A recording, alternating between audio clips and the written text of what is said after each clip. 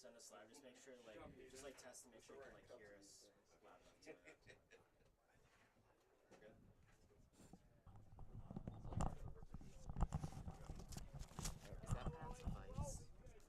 Yeah, and again, he'll pronounce it when they come up. So we're good to go. Yep. Oh.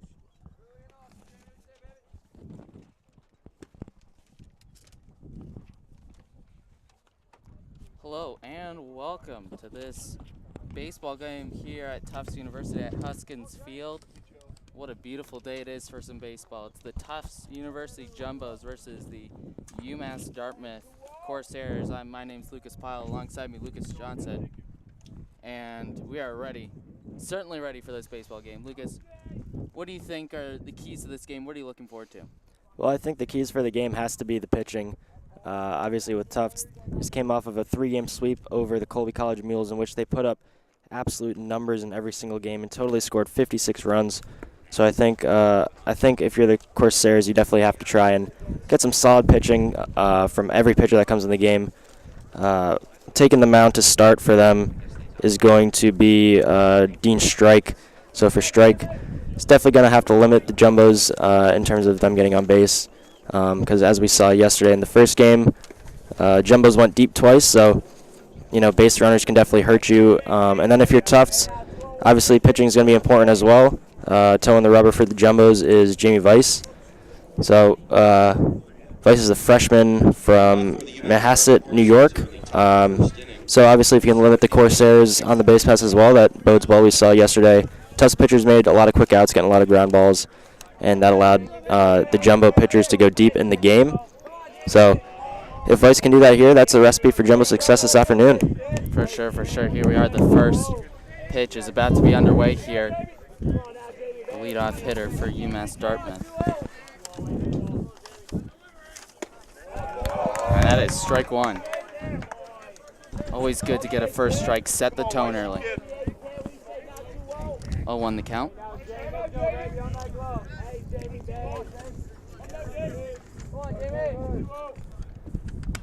And that's a foul ball. 0-2 the count. Nate Tellier up to bat.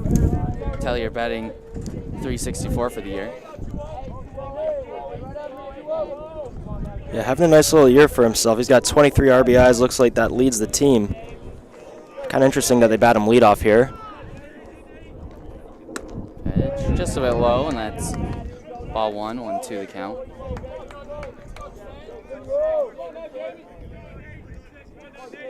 For Weiss, he's 0-3 on the year, having pitched just a little over 20 innings. He owns a .487 ERA thus far, so not too shabby for being a D3 pitcher. Sure. 2-2 the count now. Tellier brought himself back into the count after being down 0-2.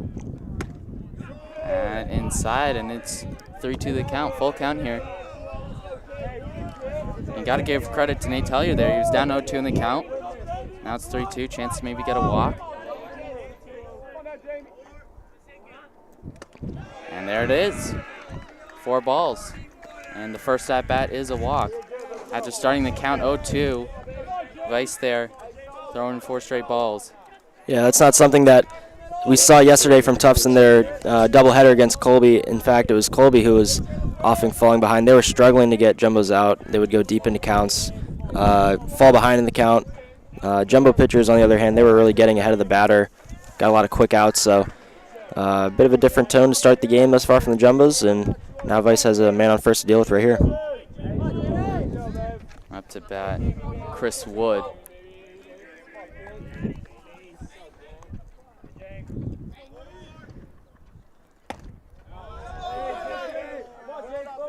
Interesting to see a quick visit to the mound here for Weiss.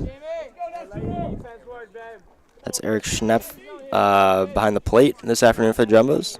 Probably just trying to calm him down. Might have a couple butterflies coming out of the gate here. 1-0 the count. Has to be aware of that runner on first. Comes the pitch, and it's low, ball 2. I love the no batting glove look from Chris Wood. You don't see that very often these days.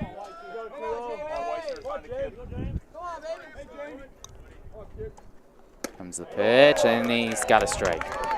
2-1 the count. You can hear the encouragement from the bench, right below us on the Tufts bench, trying to get the freshman pitcher going.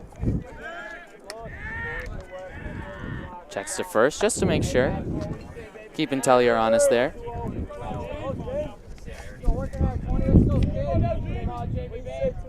2-1 the count for Wood.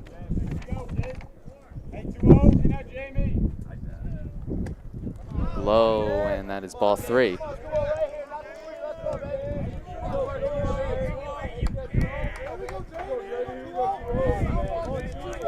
Chris Wood batting .293 on the year.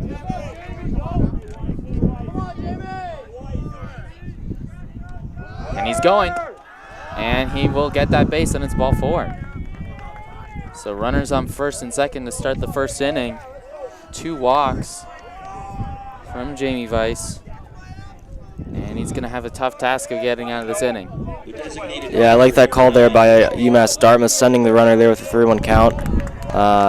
Knowing that Weiss has had some control issues, so it seemed like chances are he's going to throw a ball, and still nonetheless aggressive base running decision there by UMass. And now they've got runners on first and second, still nobody out here. Up to bat Mitch Baker, sophomore. Baker really towers in there. According to our lineup here, he's listed at 6'4".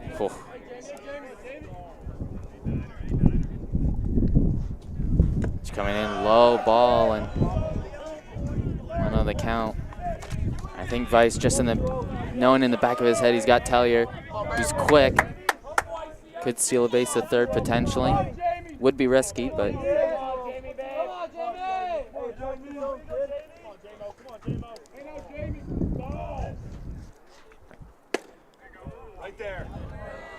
Low, ball 2.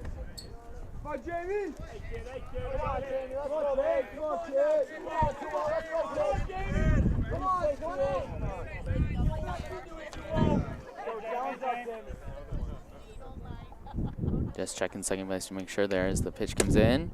And he's got a strike. 2-1 the count. Good pitch there by Jamie Weiss. That's a really crucial pitch if you're the pitcher. If you fall behind the hitter 3. Just decided to check up there.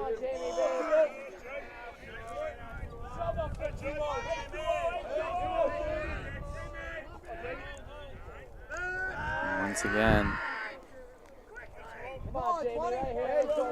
Yeah, interesting there. A tough second baseman made a break for the bag. And Tellier was kind of far off a second, but Weiss wasn't ready to throw over to second. Tellier really dancing off the bag there. And he got it. The strikeout there. Got himself back into the count. It was 2-0, and then he gets it. Yeah, it's a big strikeout there. Obviously now with 1 out, give yourself an opportunity, maybe get a ground ball, turn 2 here, get out of the inning quickly. So still runners on first and second, 1 out. It's coming in, and it's a strike 1. Nice. Slowly getting back his mojo. This is Jose Vasquez in the box. He's a junior from Roxbury, Massachusetts. Vasquez batting .366 on the year. He's got 17 RBIs, looking to add to that total right here. 0-1 the count, and he fouls that 0-2.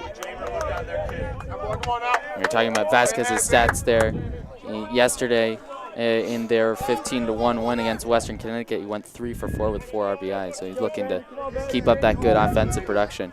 And a good chance to with runners on first and second. 0-2 the count. Oh, and ball's gone through, but Tellier had slid back to second base and couldn't get up to get to third. Yeah, I don't really know what to make of that play there. Shackelford made a real quick break to the bag there, and good pickoff attempt. Throw was low.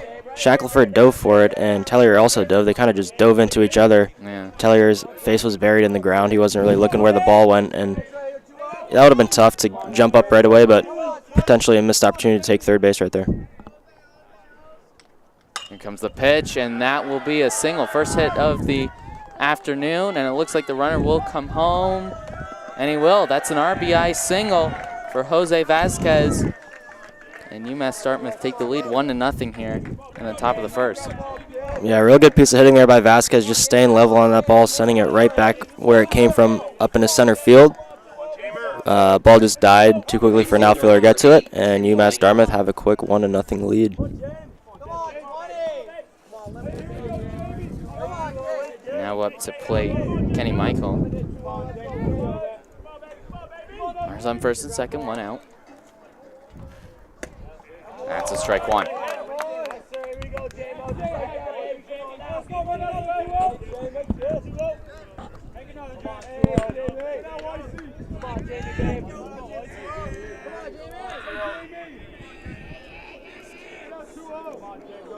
Here comes the pitch. A little low, but it's called strike. 0-2 the count.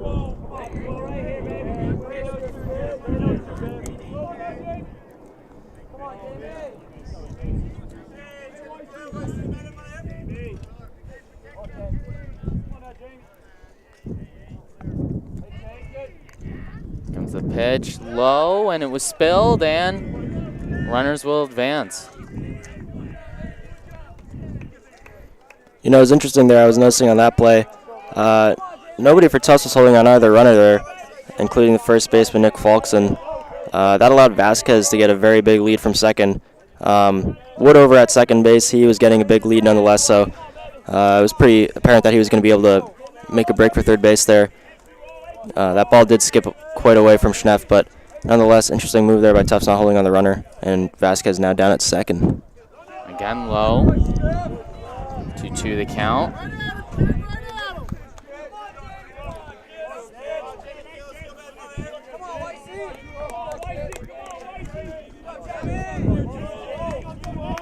Let's see what the next pitch is here. When Vice says here it comes, and that is strike three. Big strikeout for the freshman pitcher. Yeah, nice pitch there by Vice, attacking the zone with a fastball downstairs, and you got him to swing at it. Michael's down, strikes. And up to bat now, Mike Nell. 2 outs now. That one low again. Bouncing in front of the catcher, but he did well to stop it. Ball one. So you see more fans starting to come in on what is a beautiful day to watch a game of baseball. There's a grounder there, and it looks to be the play. And there we go. Tufts get out of the inning, only allowing 1 run. And after starting a difficult start with 2 walks, I think did well to get out of the inning there, just allowing 1 run. You'll certainly take that if you're Tufts. You know, a bit of a bumpy start there, but he's way settled down there. Ultimately gets out of the inning. With just giving up 1 run, definitely could have been a lot worse. But on the other side of things, if you're UMass Dartmouth, you'll definitely take that. You know, Tufts doesn't always give up these early runs, so you're on the board.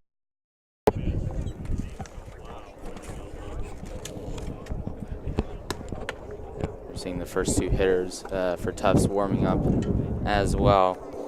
Justin Mills and Tommy O'Hara.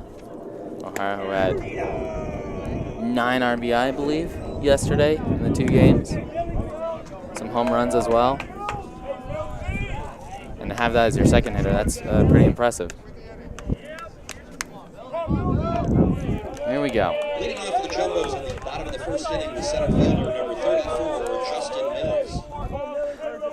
Mills playing center field this afternoon for Tufts. Tied for second on the team with a .400 average.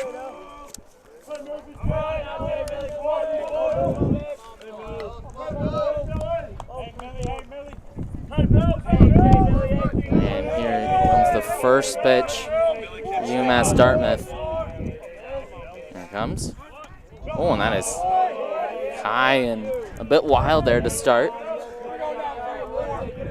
You saw Vice get off a strike on his first pitch, but then struggle a little bit afterwards. Maybe it'll be the opposite for strike here, as he does get a strike on his second pitch. 1-1 the count here in the bottom of the first, no outs. Mills, a sophomore from Highland Park, Illinois. Big Chicago Cubs fan. Swing and a miss there, strike 2. Here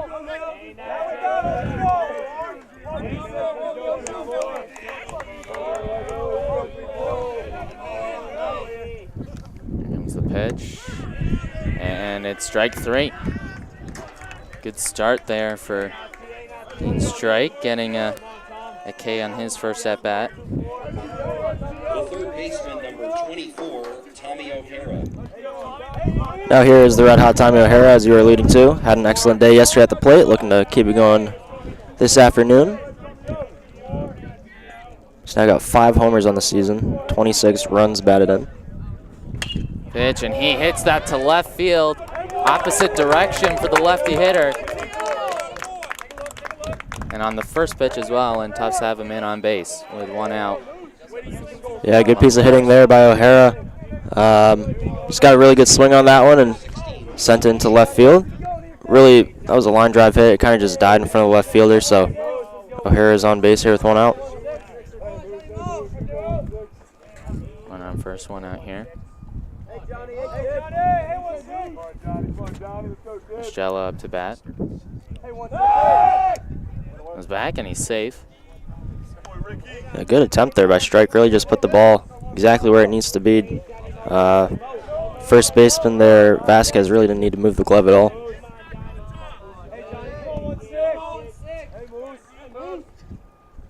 Pitch comes in, and that is strike 1. Just looking at Strike's delivery here, he's really wide when he sends, or when he delivers the ball to the plate. Really kicks that front leg out, getting a lot of width in that delivery. And he gets a strike.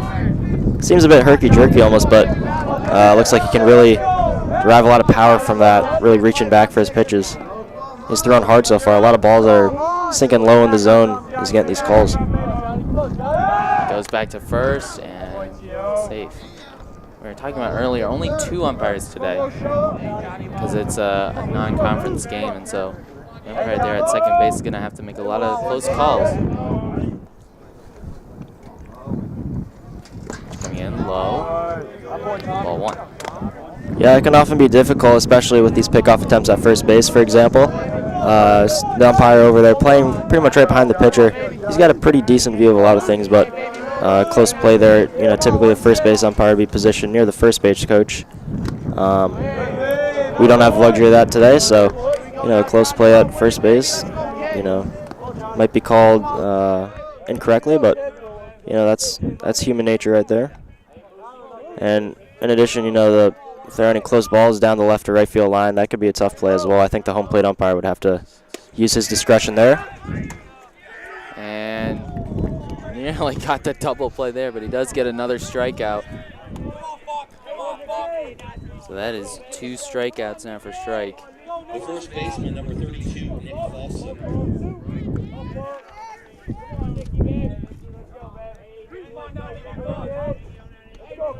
Falkson up to bat, the senior from Massachusetts. Had a nice grand slam yesterday in the first game of Tufts doubleheader that just barely got over the left field wall. Low ball 1 to start.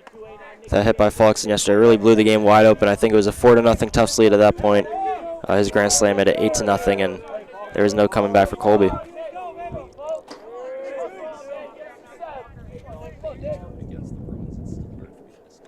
Low again, and runner will advance to second base. Tommy O'Hara. We saw that happen to Tufts in the top of the first from a poor pitch from Vice, and then now they're a pitch from Strike just bouncing in front of the catcher. Yeah, Dartmouth catcher Brandon Polignon, that one skipped a little bit away from him, and even if he was able to come up with it cleanly, which he didn't, I don't know if he was going to be able to get O'Hara. He got a really good jump off of first base. 2 on the count now, a good recovery pitch there from Strike.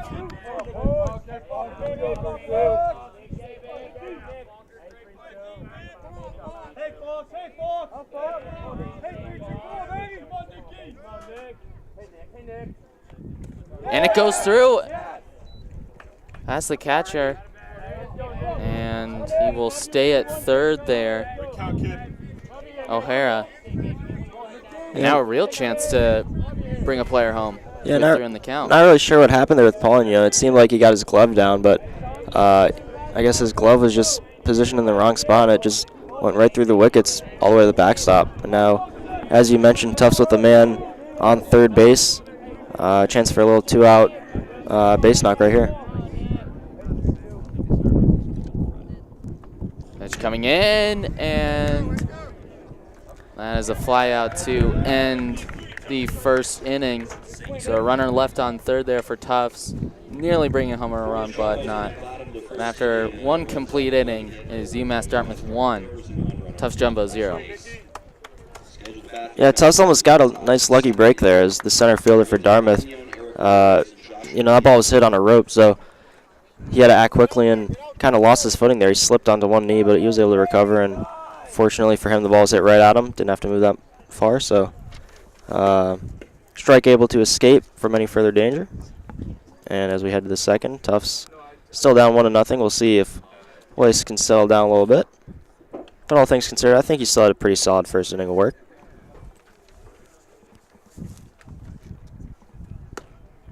UMass Dartmouth will have Brandon Paulinho leading off the top of the second, the catcher.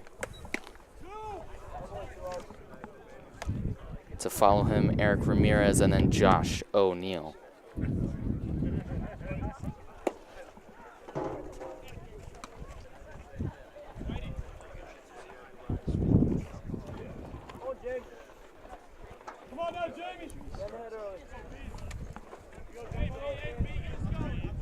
Paulinho taking his time to come up to the plate. Leading off for UMass Dartmouth in the top of the second inning, the catcher number 33, Brandon Paulinho.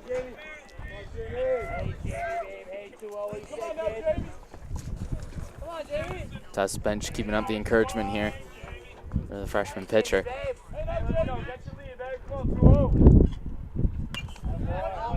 Fouled off.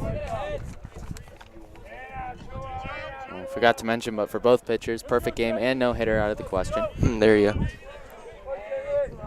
That was fast.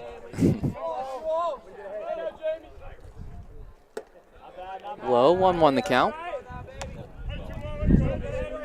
First pitch was fouled off.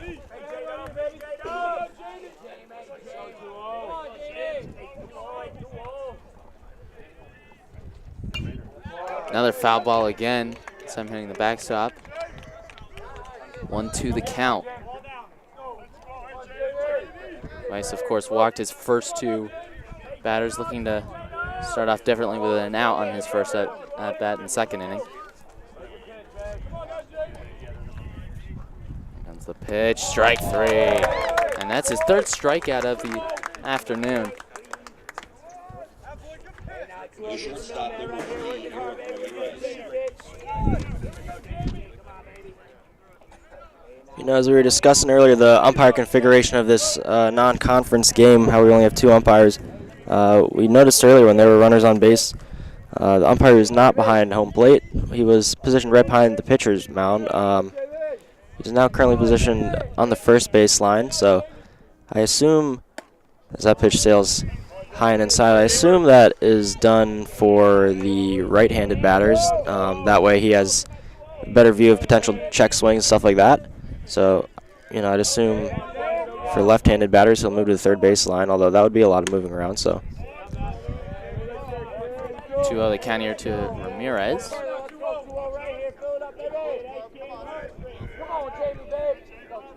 Basically going to try and get himself back in this count.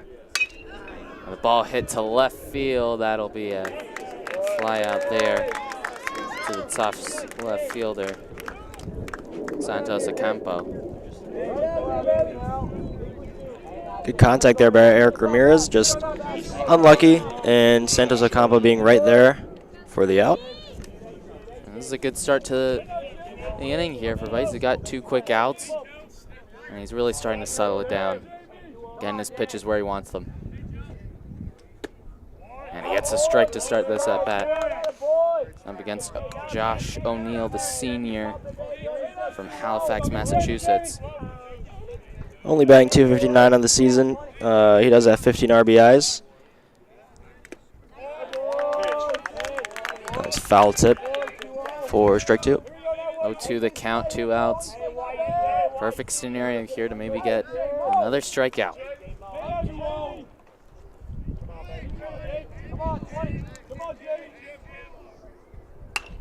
And that's ground to second. Should be comfortable, and it is a quick 1-2-3 for the freshman pitcher, Vice. And now we're going into the bottom of the second. UMass Dartmouth still have that 1-0 lead. Well, that was much better from Vice. Absolutely seems to have settled down very nicely, and that bodes well for Tufts as this game progresses. And obviously, this is a 9-inning ball game. There's a lot of baseball left to be played, so Tufts certainly will have plenty of opportunities to get that run back that he gave up in the first inning, and let's see if they can do it here in the bottom half of the second inning.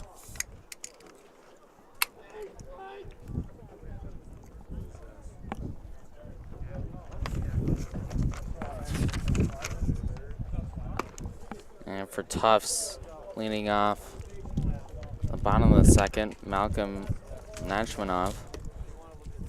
Yeah, for Nachmanov, he had a nice game in the first game of the doubleheader yesterday, going deep. Nachmanov with a good amount of power at the plate. He's got 2 homers and 21 RBIs on the year.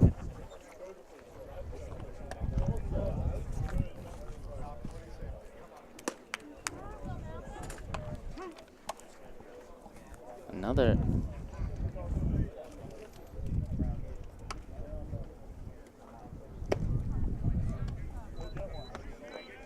Saw a lot of left-handed hitters for Tufts to start. And Nachmanov, a right-handed hitter.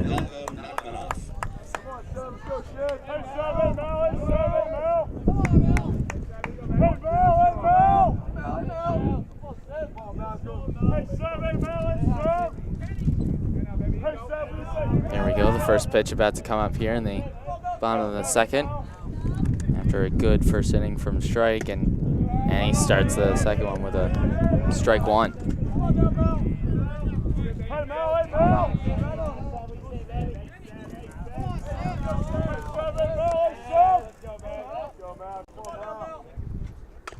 That's another foul ball, strike 2. Yeah, Strike taking a little something off those pitches there. Delivery kind of fooling Nachmanov a little bit, as Nachmanov's been a little early on his swings thus far in his at-bat. Let's see if Strike maybe tries to surprise him with the fastball here. Strike 3. And he does just that. Nachmanov swings right through it. Great at-bat there for Strike. That's his 3rd K of the afternoon. Left fielder number 4, Casey Santos Ocampo. Santos Ocampo up to bat, the junior.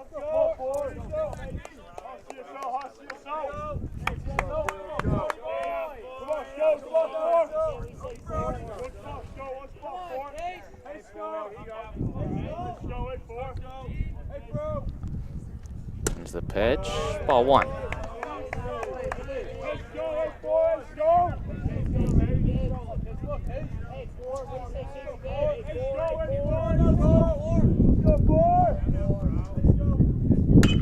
And that's a ground ball there to the shortstop. Ground out, and that'll be out number 2 in the bottom of the second. Nice comfortable play there by Eric Ramirez. And then the throw to Jose Vasquez.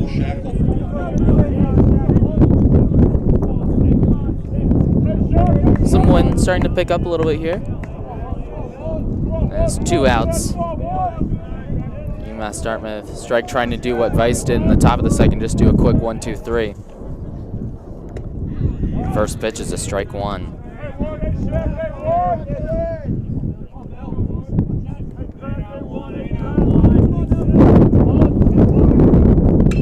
Shackelford there, the ground to third.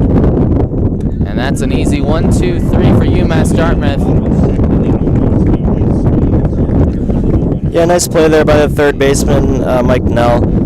Had to range over to his left a little bit, but made the play. A little bit of a low throw, but that was handled by Vasquez, and strike is out of the inning without giving up a hit.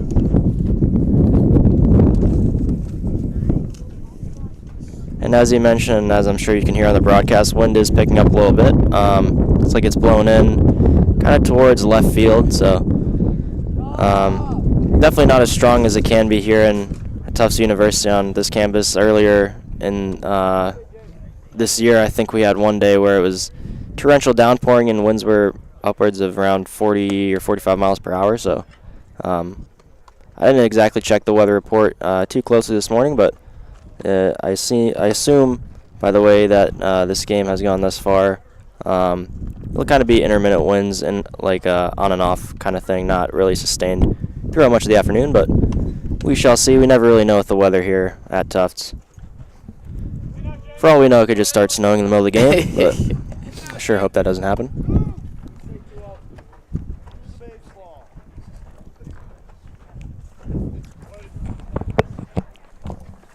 Looks like Tellier will be coming back up to bat. In his first at-bat, he was walked. Went down 0-2 in the count, but then forced his way back into it. And 4 straight balls later, and he was on first base. And he was the man that did come home for that UMass Dartmouth run.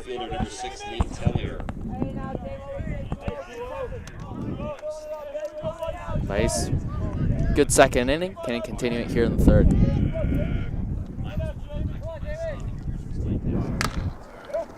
Ball hit there to right field, and it will drop in. And I'm looking for a double here. And it's a double to start the top of the third. Tellier. Yeah, that ball was slightly misplayed there by Nachmanoff playing right field this afternoon. Kind of overran it. And Tellier was watching him all the way as he rounded first base. Saw that, kind of got away from Nachmanoff, and he was able to get to second pretty easily. So good start here in this inning for UMass Dartmouth. They've got a runner on second with nobody out. Now it's back Chris Wood. He was also walked in that first inning. He was left on base. Pitch coming in, and he fouls that off to the left. Seeing a lot of aggressive at-bats here by UMass Dartmouth to start. A lot of swings at the first and second pitches. And that can bode well for you. If you get a pitch that you like, you might as well take a rip at it. And as we just saw with Tellier, it worked out for him. Let's see if the same happens with Wood here as he fouled back that first pitch. That's another foul ball there. Go to the count. You can see Tellier again there dancing on second base.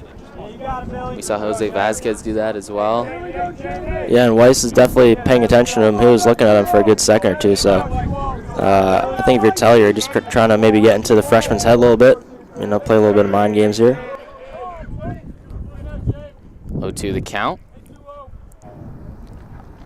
That's a ground ball. And Tufts will get the out, but the runner does advance to third. Yeah, productive out there. Unfortunately for Tufts, that ball just hit too slowly for Shackelford he had to charge in and get that one. Otherwise, if it was hit a little bit harder, I don't think Dartmouth runner would have advanced to third. But nonetheless, that was effectively a sacrifice, and now really a ball to the outfield. Should score the second run for Dartmouth. Mitch Baker up to bat. Baker was struck out on his first at bat. Low pitch for ball one. 1-0 the count here, 1 out with a runner on third here at the top of the third inning. Haskins Field.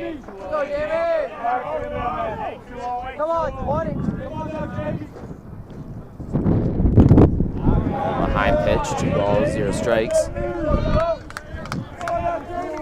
See the Tufts coaching staff talking to their outfield as well, just making sure that they're in the right position. 2-0 the count. This time low, and it's 3-0 the count. And he gets his way back into this at that. Come on, Jay. Strike one. 3-1 the count now.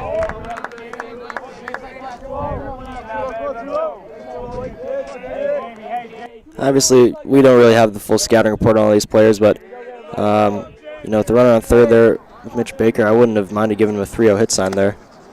It seemed like he got a pretty good pitch to swing at, but took it for a ball, and there you go. Next pitch was ball 4, so in the end works out for Dartmouth. If you're Tufts now, you're trying to get that ground ball to induce a double play and get out of this inning without giving up a run. So now runners on the corners, 1 out for Jose Vasquez. Of course, on his last at-bat, got a single and an RBI.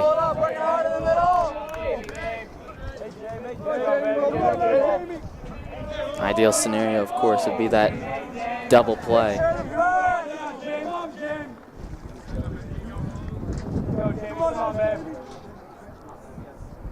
Big at-bat here. He checks first.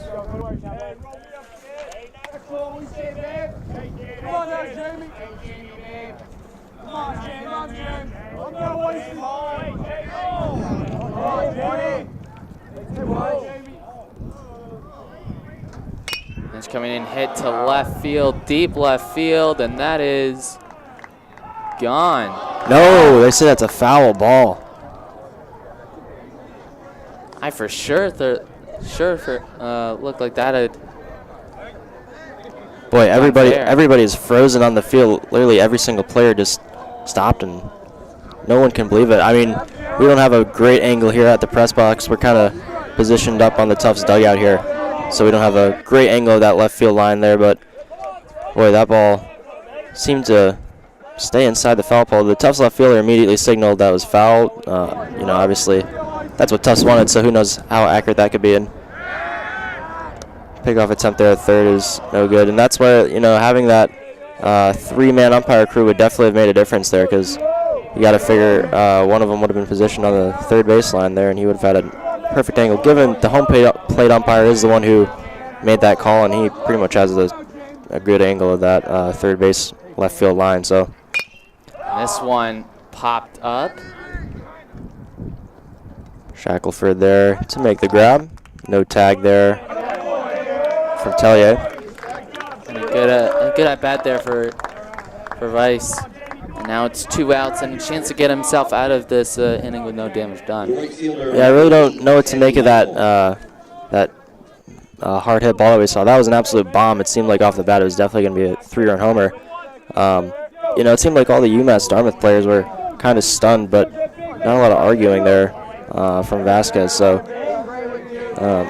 I guess by and large you got to assume that the umpire made the right call there, most likely. 2 outs now, runners on the corners. Strike one, good start to this at bat. Up against number 8, Kenny Michael. Kenny Michael 0 for 1 on the day so far.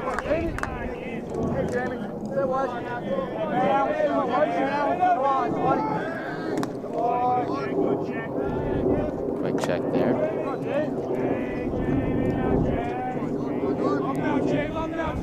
Still 1-0 here in the top of the third. And a man going, here it comes, the ground to third base, and that is out number 3. Jamie Weiss doing well to get out of that inning, not allowing a run.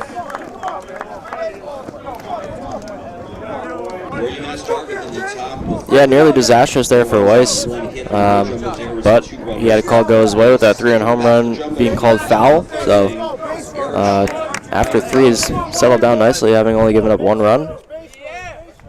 Tufts coming to bat here in the bottom of the third, looking to tie up this ball game. Can they get some offense going up against Strike, who's having a great start to his afternoon? He's allowed just 1 hit, 3 strikeouts, and 2 innings pitched. So it's a good start that pitchers can definitely build off of. And for Tufts, it looks like they have Ryan Dawes, a freshman from California. He'll be coming up to bat, but I believe before him is Eric Schnapp.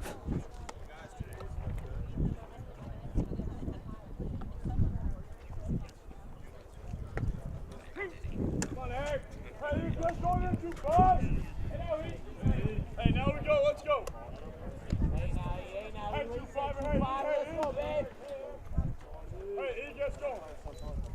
Big fan of these UMass Dartmouth uniforms. I'm not sure if it's a team mandatory kind of policy or if it's just something that all the guys do, but I like how they've got all their socks up at the knee level. You know, you see that. Some teams, you know, some of the guys do it, but it doesn't seem like it's typically mandatory. I'm not sure if, you know, they just do it because they want to or if it's some mandatory dress code kind of thing, but nonetheless, I think it looks pretty good. Here we go, start the bottom of the third. A high ball one.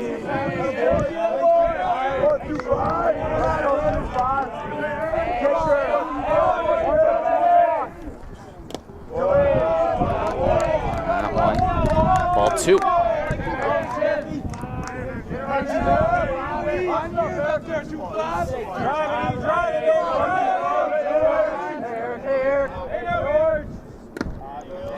Strike getting back into this count, 2-1 now.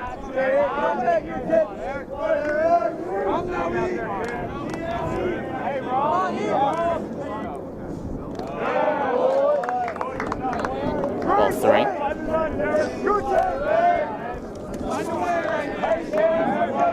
Chef Benning, 241 for the year. To improve that average. Full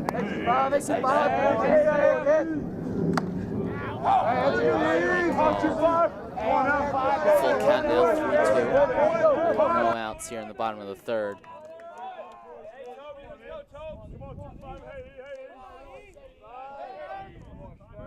Here comes the pitch, and it's low, ball four. Seemed like that one just got away from strike. I don't think he intended for that one to be The second baseman, number 8, Ryan a Dawes. ball in the dirt. I don't think he was trying to get him to chase. I think he just lost grip of the fastball there, and Tufts will take it. They've got a leadoff base runner here in the third. Here we go, the ninth hitter for Tufts. Dawes. First. It's coming in strike.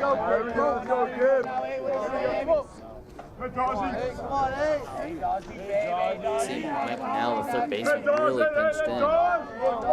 Yeah, I want to say, I could be wrong, it might have been Shackelford said Dawes, but I want to say it was Dawes yesterday in the first game of the doubleheader for Tufts. In a similar situation, he had a sac bunt, moving a runner over to second, so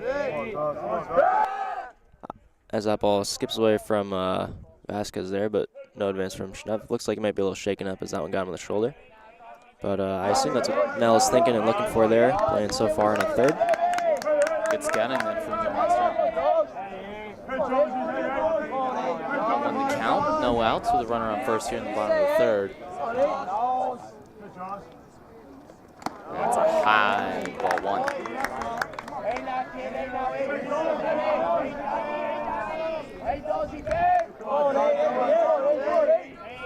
Justin Mills waiting to come up to bat next.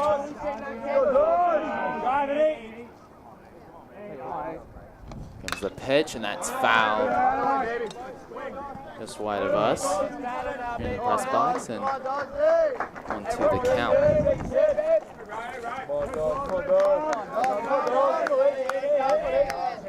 Let's go, Joe.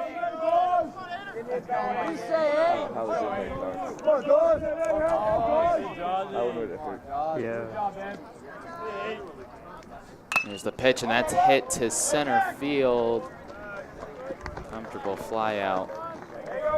And that's the first out of the bottom of the third. Good contact there by Dawes, just unfortunate that it went straight to the center fielder. And that's a pretty big first out there for strike as Justin Mills digs into the box for Tufts. I think we've seen that a couple of times this afternoon where players have gotten good contact on the balls just and right to those outfielders. That is strike one. But like, it's easier. People move slower than baseball.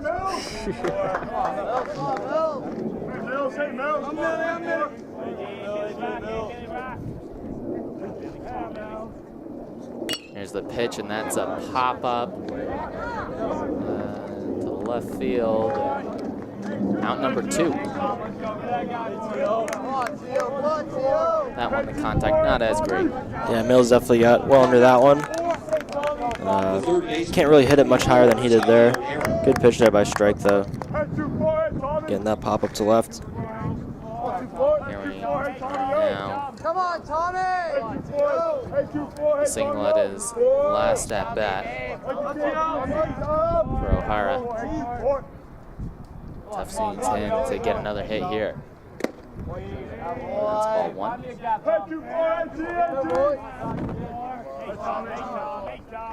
I think it bodes well, though, for Tufts that they're starting to get more contact on these pitches, even if there are some flyouts. That's strike one. On the count with 2 outs, runner on first here in the bottom of the third.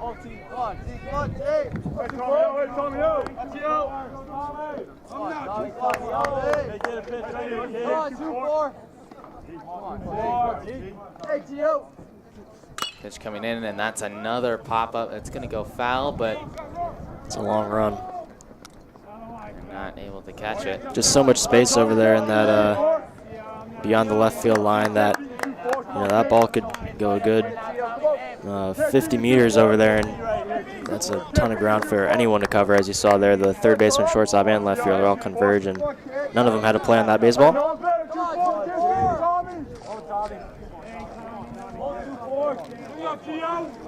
1-2 the count, 2 outs here in the bottom of the third.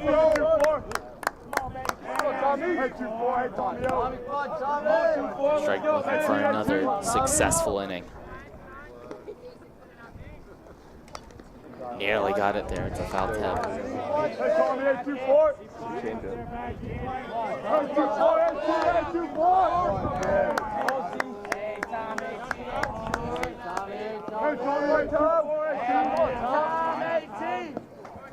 Interestingly enough, I'm looking at the UMass Dartmouth official team page right here. It says Strike has only started 1 other game this year. He's appeared in 8.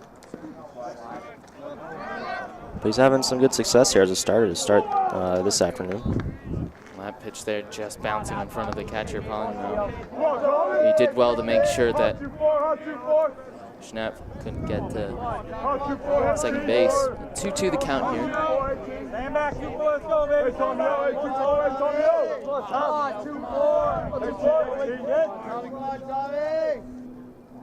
There's the pitch, and that's hit high to right center. Took a little time to read it, but that's the third out.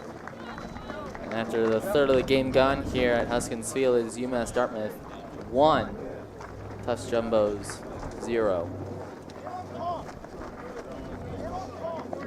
For the Jumbos in the bottom of the third inning, no runs, no hits, no UMass Dartmouth errors, and 1 runner left on base. Here's your complete line score. 2 innings of play here from Huskins Field this afternoon.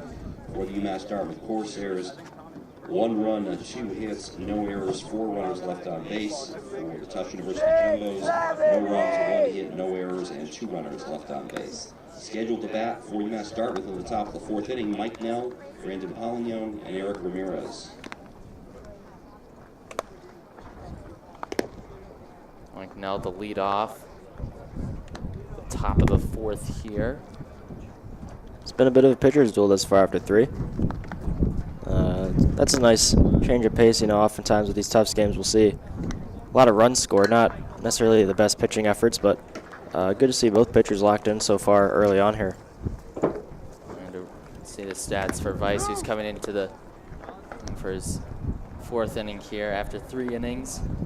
3 walks, 2 hits, an earned run, but 3 strikeouts, and some solid pitching, especially that impressive 3rd inning, getting himself out of that runners on the corners jam.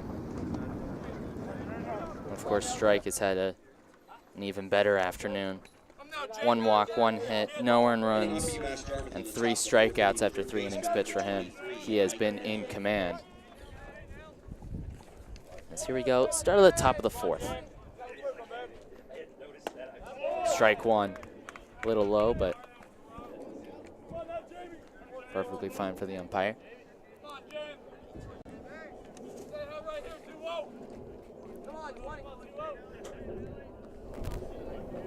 Right now, the sophomore grounding it there, and it got a wicked bounce. And that'll be a single for Mike Nell. Yeah, just found the hole there on the left side, and he'll certainly take that for a leadoff single. The catcher, number 33, Brandon. Looked to hit a rift in the ground between the sand and the grass. Hey, Jamie, come on now, Jamie. Seemed to. Come on, 20. Hey, 2-0. Jamie. We say Jamie. It looks like potential sack bunt here on the way from Paulignon. Looking to add to this lead, get a runner over in scoring position, and hope one of your next two hitters can drive him in.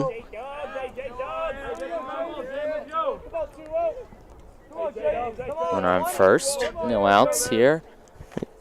Top of the fourth, and he's looking to bunt it. As he said, that's fouled for 0-1, the count. 0 for 1 on the day, Paulignon. I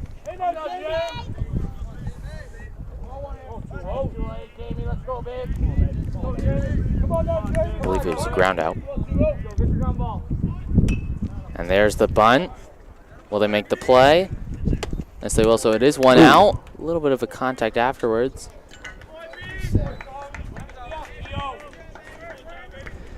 Nice bunt laid down there by Paulignon as just trickled down the third baseline. A good play by the third baseman. A little bit of a collision there by Paulignon and Nick Falkson as they just kind of tripped over each other's foot, but as Paulignon was heading back to the dugout, just gestured over to Falkson to make sure he's all right, and he certainly is. So productive out there by Paulignon, moving the runner to second.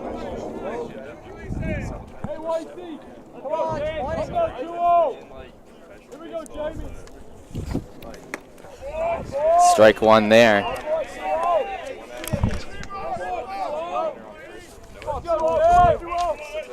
One out here, runner on second.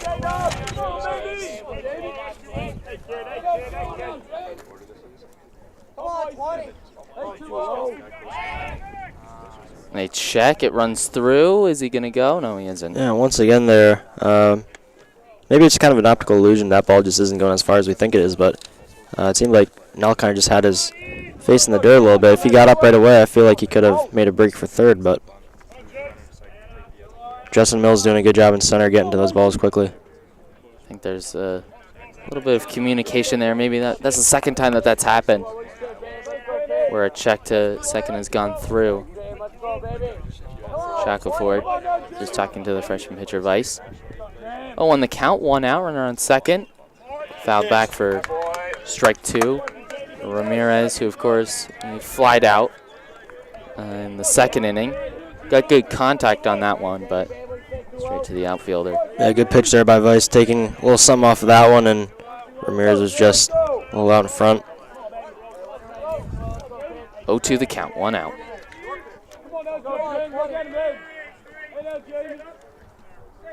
Pitch coming in low, and he did well to stop it.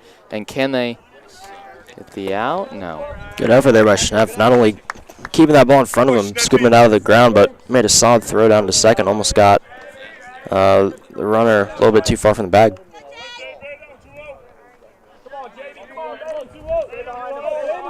1-2 the count with 1 out.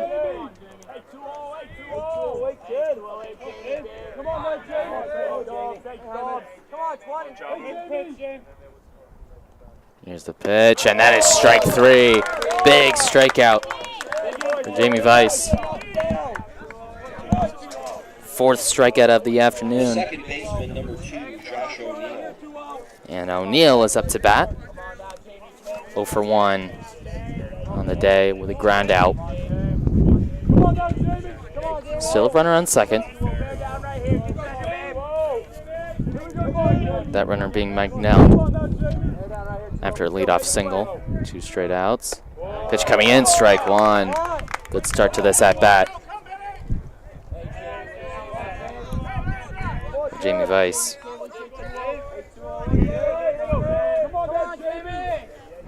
The New Yorker.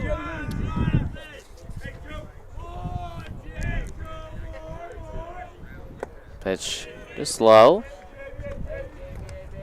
1-1 the count.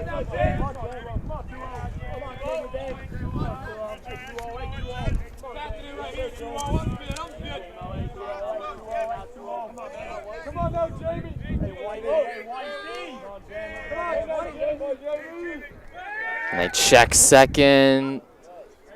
He is safe. Yeah, Shackelford and Weiss definitely on same wavelength that time. Looks like Nell's a little shaken up there. I'm not sure if Shackelford might have stepped on his hand potentially. And he is walking off a second. He definitely needs to get checked out, and Jumbo Trainer will come out and take a look. Looks like he might be grabbing at his thumb. He's clenching his fist right now. Maybe just jammed it when he was diving back. Not sure.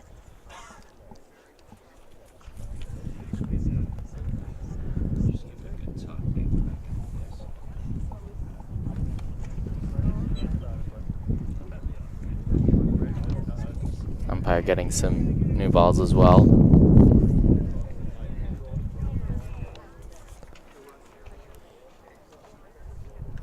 One the count here. 2 outs. Now we'll stay on second. Appears to be doing better.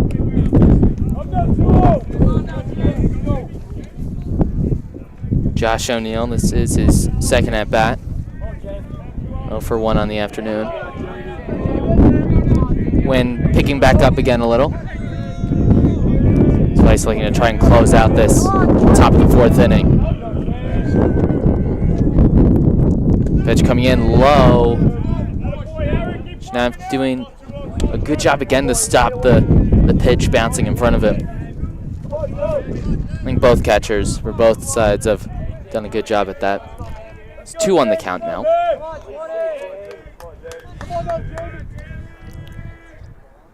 Pitch coming in, strike 2.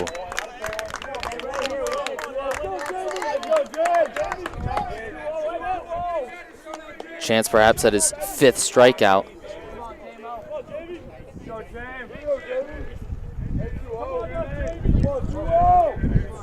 2-2 the count, 2 outs, runner on second.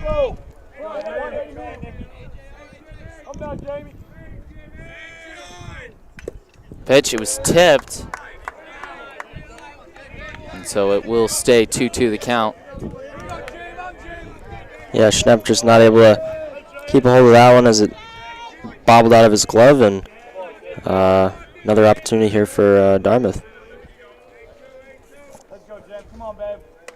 A lot of 2s here. A number 2 at bat with 2 balls, 2 strikes, 2 outs against the number 20 pitcher, but a 2 in his number with a runner on second. There you go. Trying to make it 2-0. That one fouled. Another foul ball.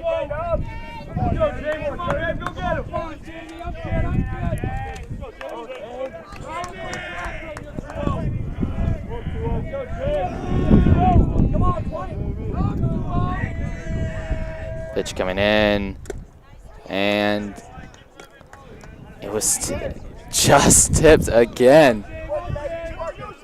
Yeah, O'Neill really got spun around on that one. That was kind of an awkward swing, but once again, Schnapp just not able to keep it in his glove, and we'll do it again.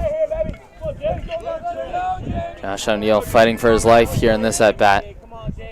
Another foul. So here we go. Pitch coming in, and it's low, so now we got the full count. 3 balls, 2 strikes, 2 outs. Will it be a walk? Will it be a hit? Will it be an out? Come on, Jamie, go get it, babe. Come on now, Jamie. Come on, what do you say, babe? Go get it, babe. Go get it, Jamie. Come on, Jamie. Come on, Jamie. Come on, 20. Nice here with the pitch. And he decides to check. Come on, Jamie. Win this, duo, win this. Come on, Chamber. Here's the pitch. And that is popped up. And that's the out. And Tufts get out of the inning. Another good inning for the freshman pitcher.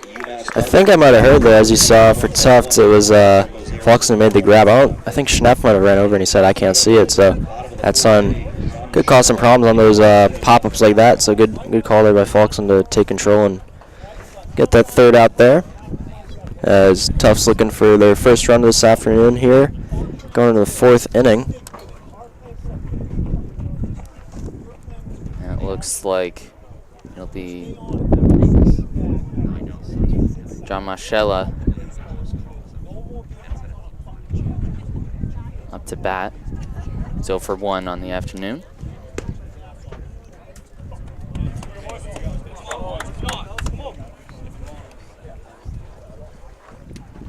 Some words of encouragement there from the coach.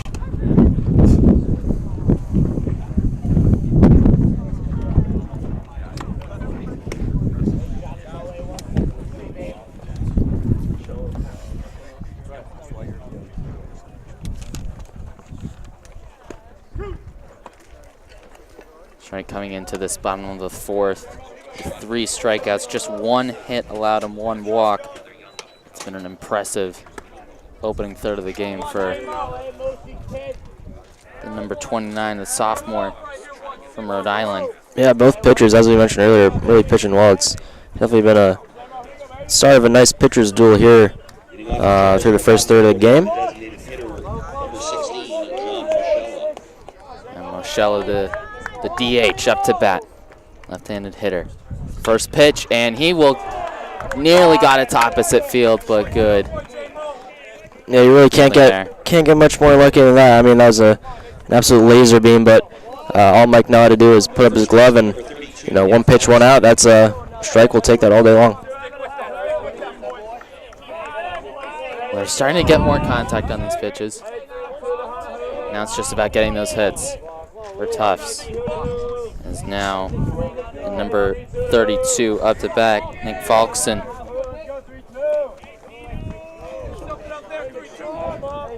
Tufts still with only 1 hit on the afternoon. That's ball 1. 1-0 the count, 1 out. Nobody on base here in the bottom of the fourth.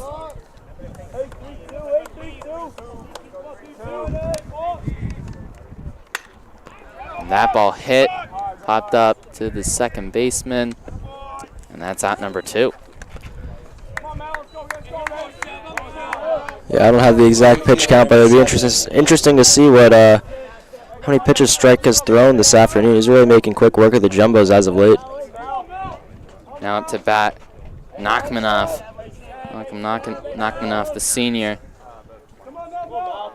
from Boston. Pitch coming in, that's a high. Ball 1.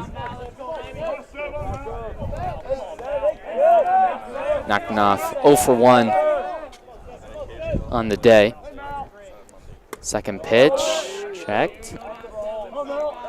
Comfortable, ball 2. Yeah, appealed on the first there. It was pretty clear, at least from our point of view, that he didn't swing. 2-0 the count with 2 outs. Chance to maybe get a man on base as the pitch is low. Ball 3.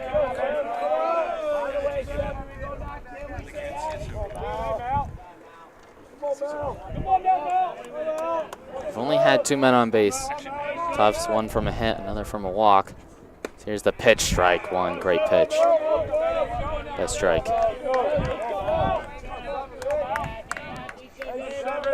3 balls, 1 strike, 2 outs here in the bottom of the fourth. Pitch low, and that's ball 4. A good at bat from Nachmanov, and he gets on base with the walk. Second walk in the afternoon for Strike. So Santos Ocampo will dig in here, looking to keep this 2-out rally, if you would like to call it that, going. Santos Ocampo batting .296 on the year. Good average.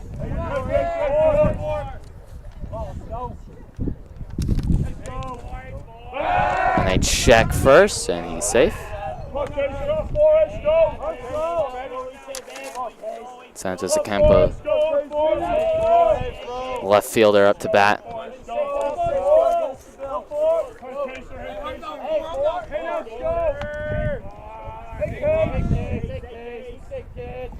Strike with the pitch, and that is popped up. And it should be comfortable for the shortstop, and it is. Another solid inning from Strike.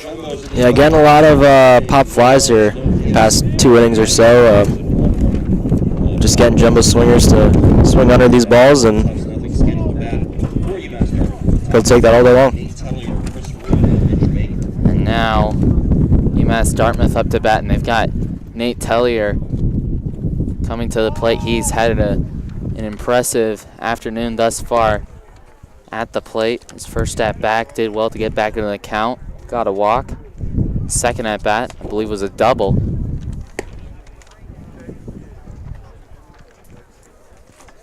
Up to bat after him, Chris Wood, who's 0 for 1 on the day with a walk. And then after him, Mitch Baker, who is also 0 for 1 on the day, also with a on base with a walk. And then if they can get Jose Vasquez going in this inning if they were to get some players on base.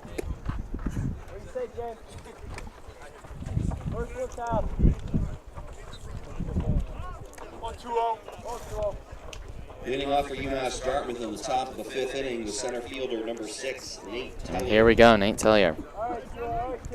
Tellier's had a nice afternoon, and as we've seen time and time again, when he gets on the bases, he's a bit of a distraction out there. Got contact on his first pitch and his second at bat. Let's see about this one. He gets contact on it. Will it get through? It will. Another hit for Nate Tellier. Swinging on that first pitch, getting it through the second baseman and the shortstop. And he's 2 for 2 on the day. Yeah, it's been a very good afternoon for Tellier. And, I mean, looking at our stat sheet, he blows away the rest of his team. He leads the team with 14 stolen bases. So he is clearly a professional on the base paths. It'd be a good idea, perhaps, to maybe try and swipe it back here, get into scoring position, as runs are such a commodity this afternoon. And Jamie Weiss. Yeah, kind of a half-hearted throw over, just letting him know that he knows he's there. It's often hard with guys who are so good on the base pass, as it seems like Tellier is, to pick them off because they're so used to scrambling back on those pickoff attempts, but nonetheless, doesn't hurt to give it a shot. Good strike one pitch there for Jamie Weiss. 0-1 the count here against Chris Wood. 0 for 1 on the day with a walk. Decides to check. And it's that mind duel between Weiss and Tellier. Both keeping the other one honest.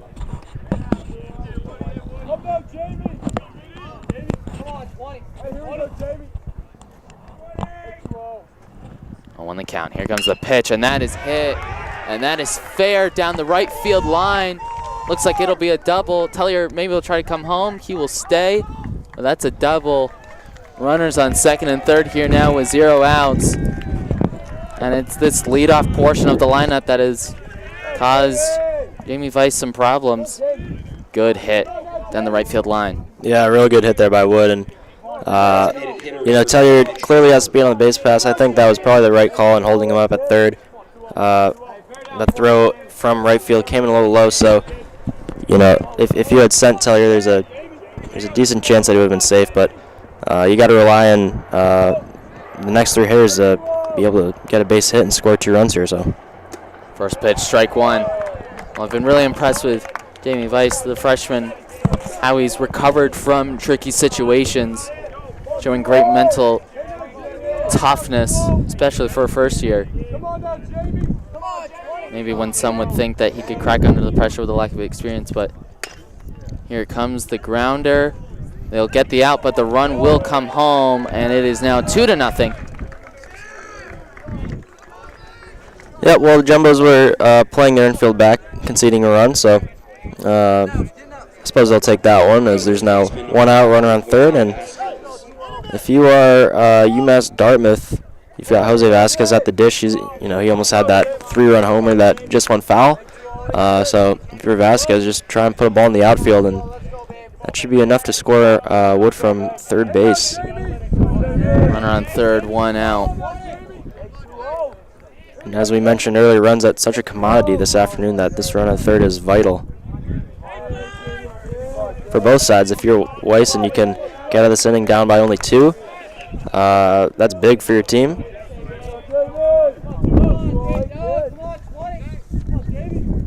Here comes the pitch. Low for ball 2. And obviously, if you're Dartmouth, 3-run lead looks a lot better than a 2-run lead. I think that a 2-run lead is kind of the in between the gray area in baseball that you can't really be too comfortable yet. That's popped up and it'll be going foul, I don't think. Seemed a bit of a stretch there for O'Hara to get. 2-1 the count now.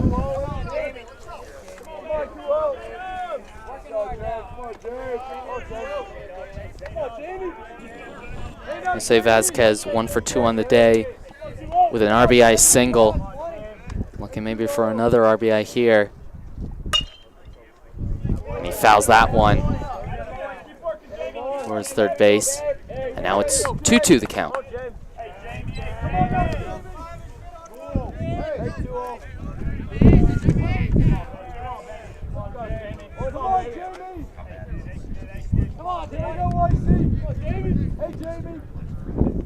Here comes the pitch. And that's popped out there to right field. Maybe a sac fly possibly. Yeah, that should do it. As that ball kind of carried in a little shallow. Plate. And he's safe. Brilliantly done there by Chris Wood to evade the tag. Sac fly for Jose Vasquez. They're 2 outs now, but it's 3-0. Yeah, that was an unbelievable play there by Chris Wood. When that ball was hit, I thought for sure that was going to be deep enough for him to score easily. I guess that wind is blowing in a little bit, so knocked him off with a pretty strong throw, and the throw certainly beat Wood to the plate, but Wood just did a nice little dance around Schneff and completely avoided the tag there, and I think we had a pretty good angle. I think that was probably the right call by the umpire. I don't think Schneff got him. I think Schneff was just a little bit off balance by having to try and stop the ball. He wasn't in a good position. Boy, that throw by Malkinoff, it certainly beat Wood by a good couple of feet, so just a really heads-up play there by Wood dancing around. Schneff tried to tag him low. I think he might have thought he was going to slide, but Chris Wood stealing a run there. And that one, nearly a fair ball down the left field line, but it goes foul. 1-1 the count now. Weiss struggled a little bit in this inning, but he's got 2 outs now. That one fouled. And another foul out to end the inning. And UMass Dartmouth got more runs on the field. And it's 3-0 now for the Corsairs. And with strike pitching superbly well for UMass Dartmouth, it's looking like a tough lead to come back from. But Tufts certainly have the offense to get some runs going here in the bottom of the 5th. Yeah, absolutely. Still a lot of baseball to be played as we're about halfway through this game. So if you're Tufts, really, you just need one good inning to get yourself back into the game. Your pitching, by and large, has been pretty solid. Obviously, Weiss kind of struggled there in the last inning, giving up 2 runs, but we've seen him this afternoon pitch really well. So if you're Tufts, if you can scratch across a run this inning, that could be a big momentum shifter as this game goes on to the 6th inning and later.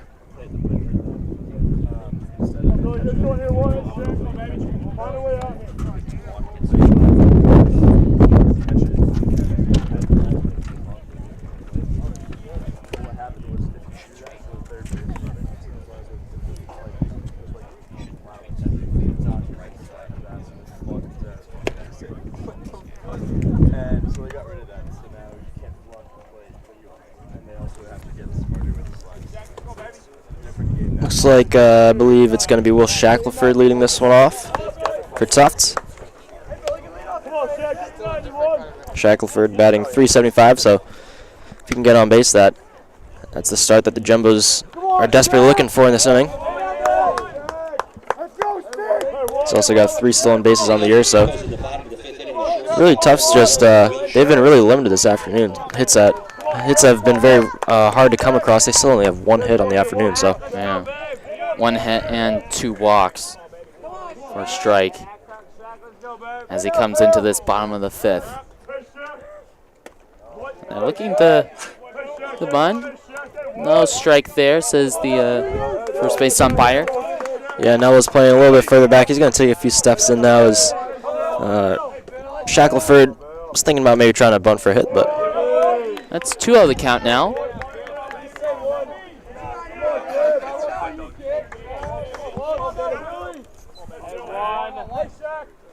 Pitch coming in, low, ball 3. Uncharacteristic slow start to an at-bat from strike. yeah, and if I'm Shackelford here, I think you have to take a pitch here. Here comes low, ball 4. Oh, no. It was ball 4. He's just hustling down there as that ball goes all the way backstop. You know, if that ball trickled away far enough, potentially he might have tried to snag second. Catcher number 25. But if you're Tufts, you'll take that start to this inning all day long. Right here's Schnepp looking to get on base and keep this strong start to the inning going.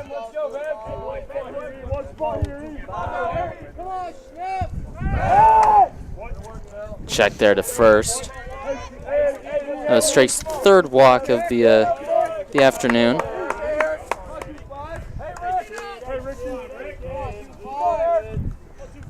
But they finally have a man on base with no outs as the ball took a wicked deflection off the third base, and he will get all the way to third base.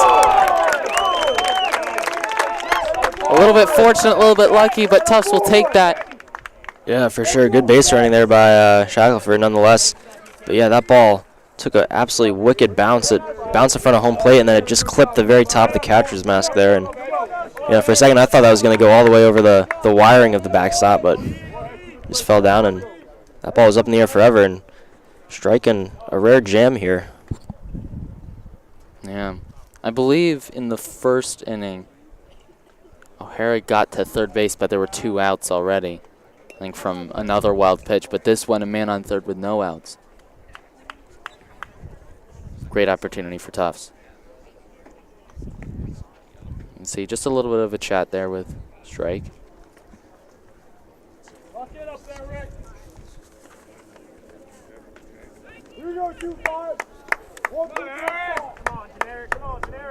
Eric Schnepp right now up to the plate with the 1 ball, 0 strikes. His first at bat, he was walked. Let's go, Derek. In the bottom of the 5th.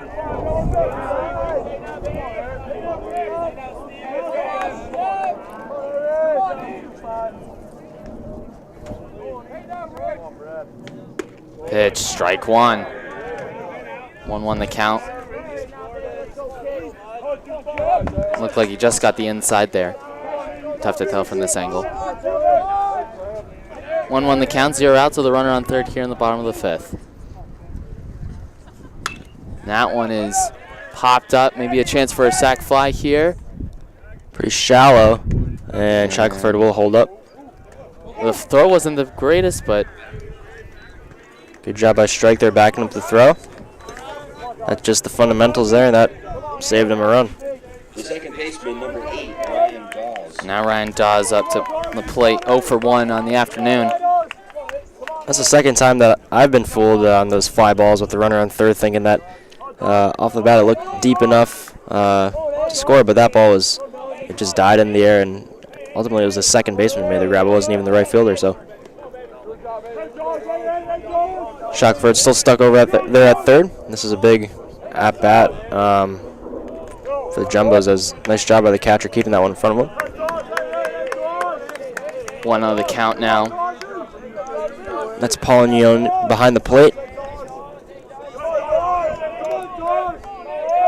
Tufts feeling like this is their opportunity to get on the scoreboard.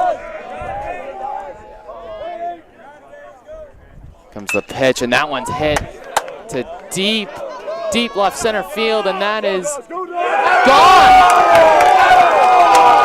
A 2-run home run there, and Tufts are right back in this game. Ryan Dawes, That is home run number 2. the left fielder and the center fielder there weren't sure that back to the warning track, but it hit the blue on the wall. 2-run home run. Jumbo's in business.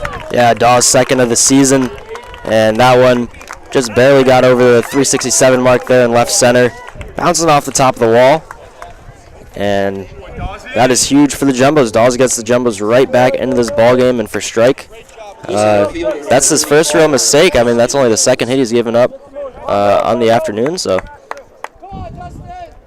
Now it'll be interesting to see how he responds after pitching 4 perfect innings, or relatively perfect. Now he's struggling here. 1-0 the count, 1 out. Back to the top of the count here with Justin Mills. He's 0 for 2 on the day, but still a chance to get Tommy O'Hara up to bat. He's 1 for 2, and of course has been on fire. That one fouled for 1-1.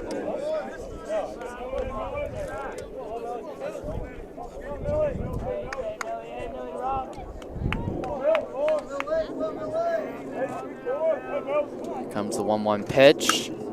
Now it's 1-2 with another foul ball.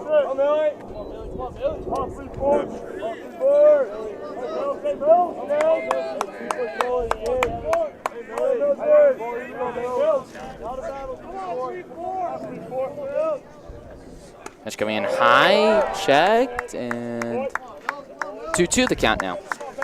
yeah, so I was evidently wrong. I thought with this team and umpire crew for these left-handed batters, the umpire not working behind the home plate would go to the third baseline for check swings like that, but he's still positioned behind first base, and they did appeal, and as that one skips in front of the plate, they did appeal to the first base umpire, and he said he didn't swing, but that's a tough angle for him to make those calls, but it's pretty evident from our angle that Mills didn't swing on that one. Got a 3-2-1 here, 3 balls, 2 strikes, 1 out. Nobody on base, but Tufts do have that 2-run home run in this bottom of the 5th. Responding to UMass Dartmouth's 2 runs in the top of the 5th. As here comes the pitch, ground to first base. Good defensive play there by Jose Vasquez. And now it's 2 outs. O'Hara up to the plate. 0 for 3 on the day there for Justin Mills. Now the 1 for 2 O'Hara.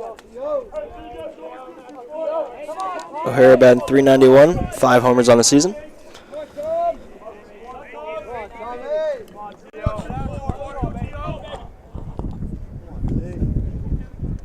Another low pitch from strike. He's just lost a little bit of his control in this inning.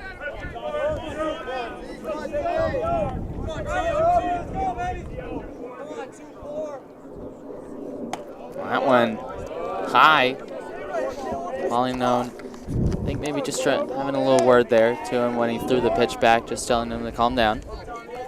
Yeah, and I can see over there in the UMass Dartmouth bullpen, I want to say that's Ryan Britton warming up.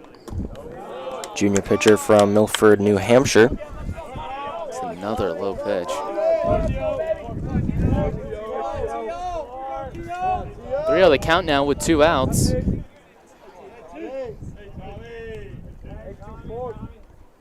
Here's the pitch. Strike 1.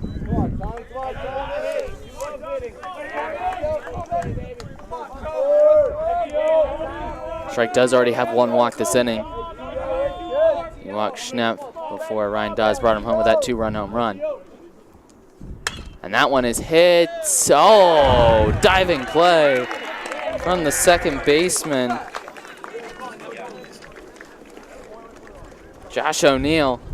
Just not enough power on that hit from O'Hara. Yeah, it was a beautiful play by Josh O'Neill. Definitely not an easy play by any means, having to stretch and totally extend his body.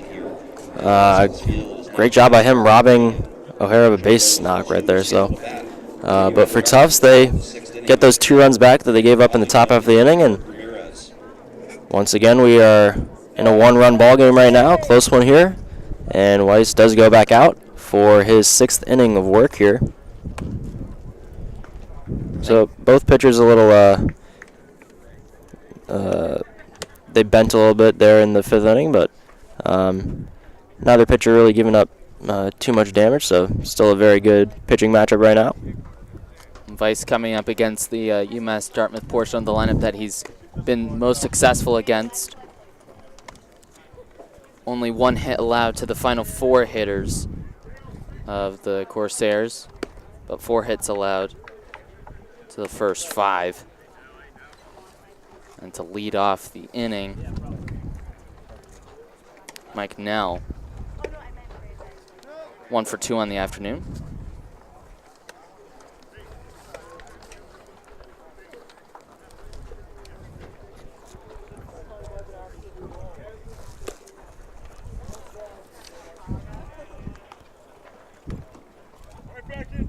And here we go. Top of the 6th inning as we're coming close to the end of the 2nd third of this game. Top of the 6th inning with third baseman number 23, Mike Nell. Mike Nell. Nell's seen a good amount of action at third base. He's had a couple hard hit balls come his way.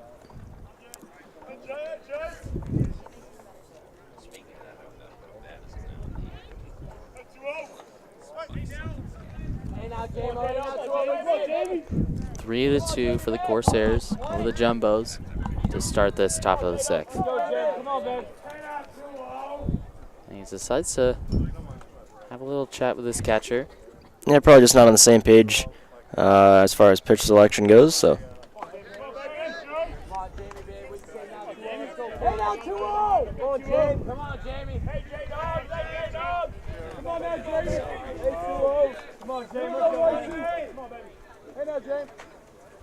There's the pitch. Whoa. Took something off of that one.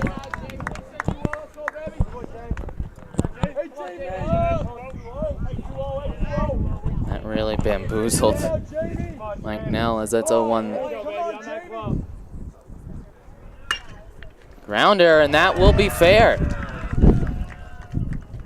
Got that deflection off the first base to keep it fair.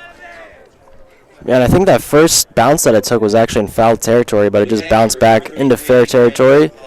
Skipped off of the base. Unfortunately for Tufts, it didn't take a strange hop off of the third base bag there and kind of just trickled into left field. So just a single there, but nonetheless, UMass Dartmouth will certainly take it. And that puts Mike Nell at 2 for 3 on the day. And along with Tellier, are the only 2 players with more than 1 hit. And Polignon back at the dish. I believe my memory serves correct. He laid down a sack bunt his last time up, and you saw him there just square up, and looks like he will bunt. And he does it again. And the runner gets the second, but it's out number 1.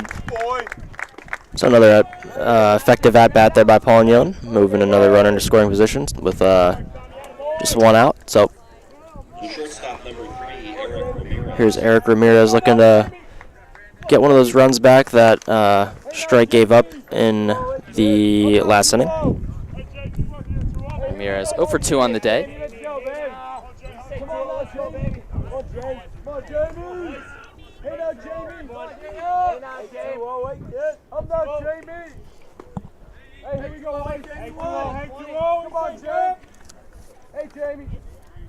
Here's the pitch. High, and a runner will get to third. Kind of a wild pitch. And now a runner in dangerous scoring position.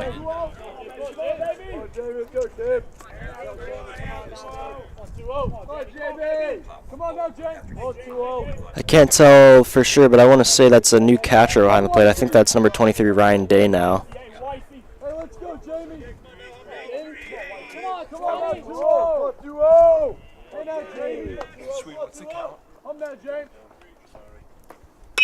And that's a pitch, and it gets through.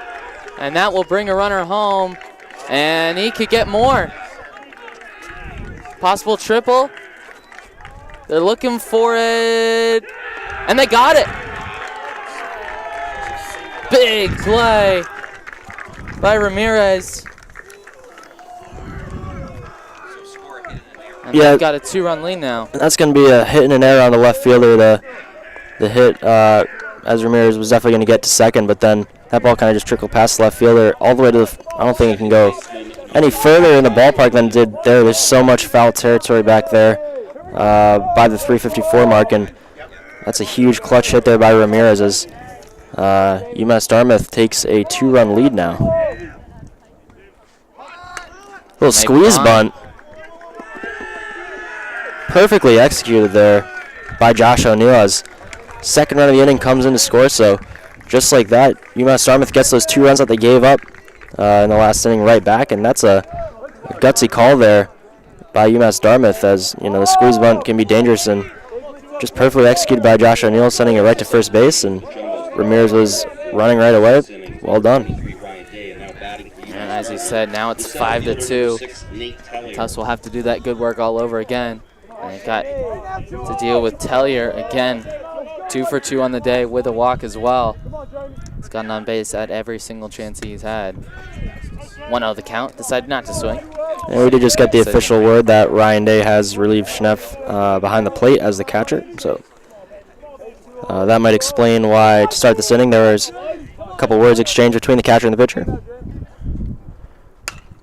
And that ball is hit to right field, and that's an out.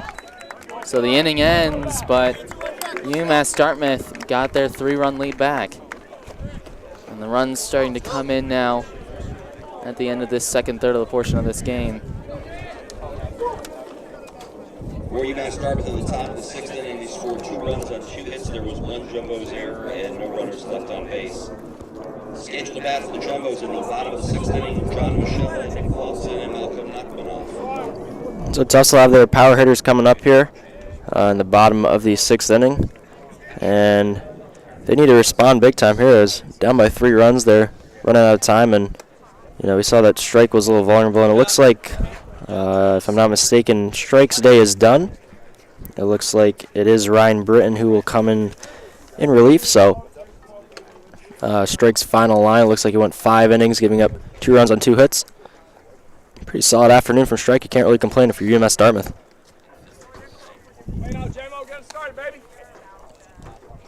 Especially when you consider, according to what I saw earlier on the UMass Dartmouth website, looked like Strike has played primarily as a relief pitcher this season, so you get 5 very solid innings out of a guy who usually comes out of the bullpen in a starting role. That's a big help for your team.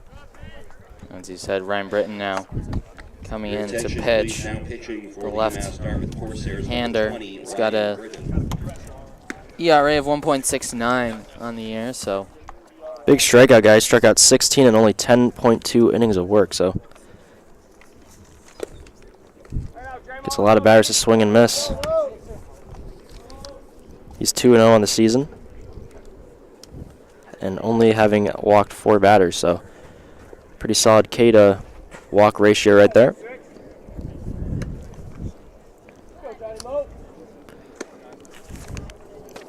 And for Tufts, it's going to be Moshella, Falkson, and Nachmanoff coming up. Looking to, as they did in the last inning, after giving up 2 runs, they got them right back. Looking to do the same right here.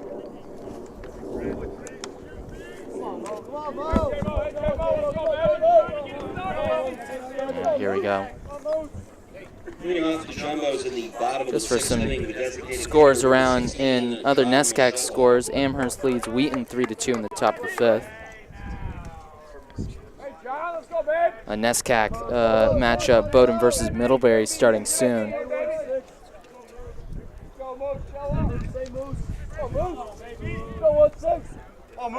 And in other news, Colby versus Emerson was canceled. As here we go, bottom of the 6th. And Tufts gets some joy off the new pitcher. 1-0 to start. That one hits, and a ground out to first. Good start for the new pitcher, Ryan Britton. Yeah, Michelle just got that one off the end of the bat, and weak ground ball over to O'Neill. Easy flip to first for the first out. And that made him over 3 on the day. Now up to bat, Nick Falkson. It's 0-2. Looking for something more on this at bat.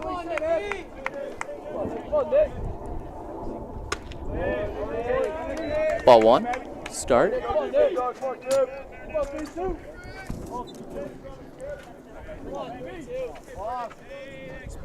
Pitch coming in. Strike 1, 1-1 the count.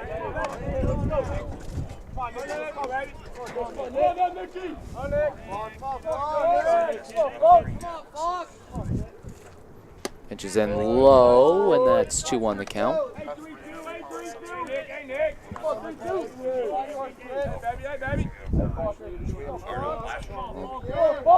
Tufts responded to UMass Dartmouth's 2-run fifth inning with the 2-run inning of their own. Can they respond again to UMass Dartmouth's 2-run sixth inning? Good chance to get on base here for Falkston with a 3-1 count.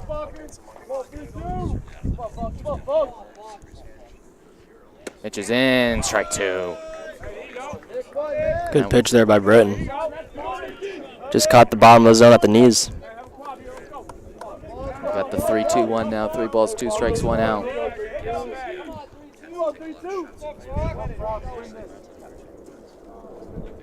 And that one hit to right center field. Good sliding catch by the UMass Dartmouth right fielder, number 8, Kenny Michael. Right fielder number 7, Malcolm Nachmanoff. And now it's 2 outs. Nachmanoff up to the plate for Tufts.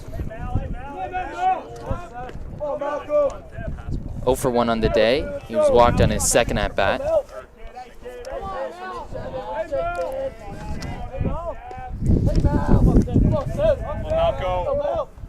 Here comes the pitch. Nachmanoff stands there in the box at 6'3". That is second on the team behind Andrew Wood in height. 1-1 the count now.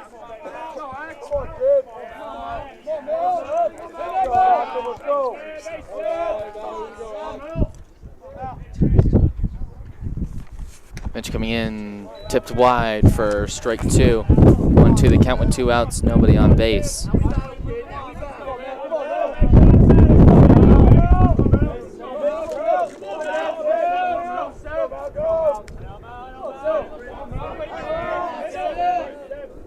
Here comes the pitch, low for ball 2.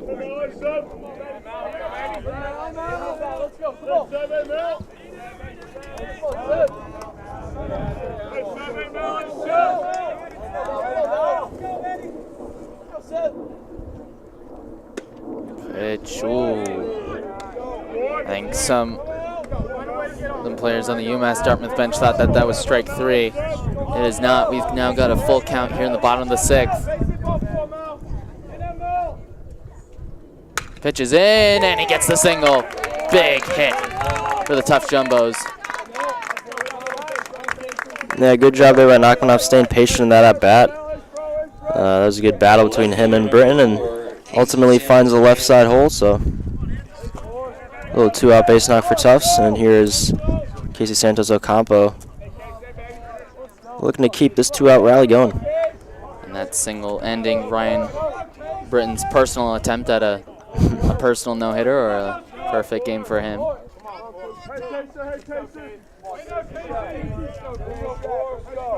Now it's Santos Ocampo up to the plate. 0 for 2 on the day. They check. He was safe. The ball will run, and he will get to second. Nachmanoff. Not really sure what happened there. If Vasquez just spilled the ball, or there was a little bit of contact as.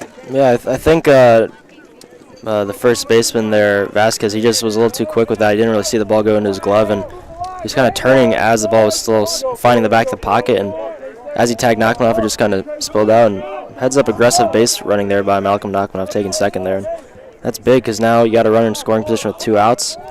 You know, base knock here, and you're just down by 2 runs instead of 3. You saw there Eric Ramirez rushing, the shortstop rushing to second base. He wanted to try and catch Nachmanoff out guard there, but Britton wasn't ready to throw it back. And for a lefty as well, it's sometimes tougher to throw back to the bases. Here comes the pitch, high for ball 1.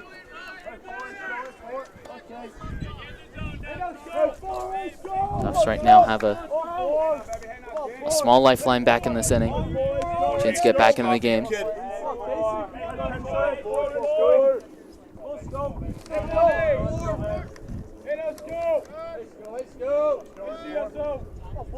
Pitch coming in. Strike 1. 1-1 the count now. Come on, Sko. Come on, boy. Come on, kid. Come on, Sko. Come on, Come on, Sko. Let's go, Come on, Case. Come on, Sko. Come on, Here's the pitch, and that is popped up. Will it drop in time? It does! And the run will score a double. And Tufts have cut the deficit to 2 now, 5-3. Yeah, good job there by Santos Ocampo. I mean, that ball was up in the air for a while, but I believe in center it's Nate Tellier, and he's just playing a little bit too deep. That ball just dropped in there. Good diving effort there, but couldn't quite find the glove. And once again, Tufts with another runner in scoring position, so chance to do a little bit more damage here. And Tufts already have doubled their hit total just in this inning. Having a lot more joy against Union pitcher Britton. So here comes the pitch. Strike one, 1-1 the count. But if Tufts were to get another run, it would be another response. Score 6-4 now.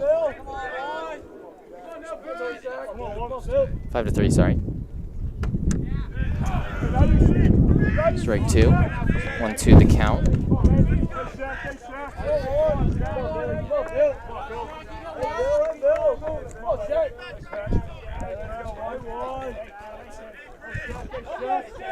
Come on, here we go, Bill.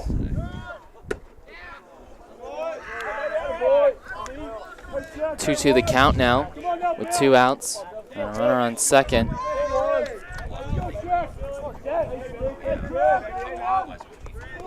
For Shackelford. 0 for 1 on the day. He's walked. And maybe could be walked at this at bat as it's a full count. Everything's full. Apart from the bases. If Shackelford gets on base, the new catcher Ryan Day would be next.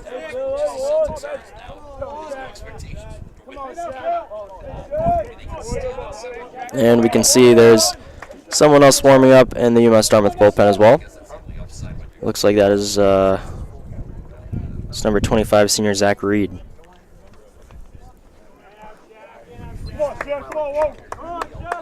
Big at bat in this game here in the bottom of the 6th.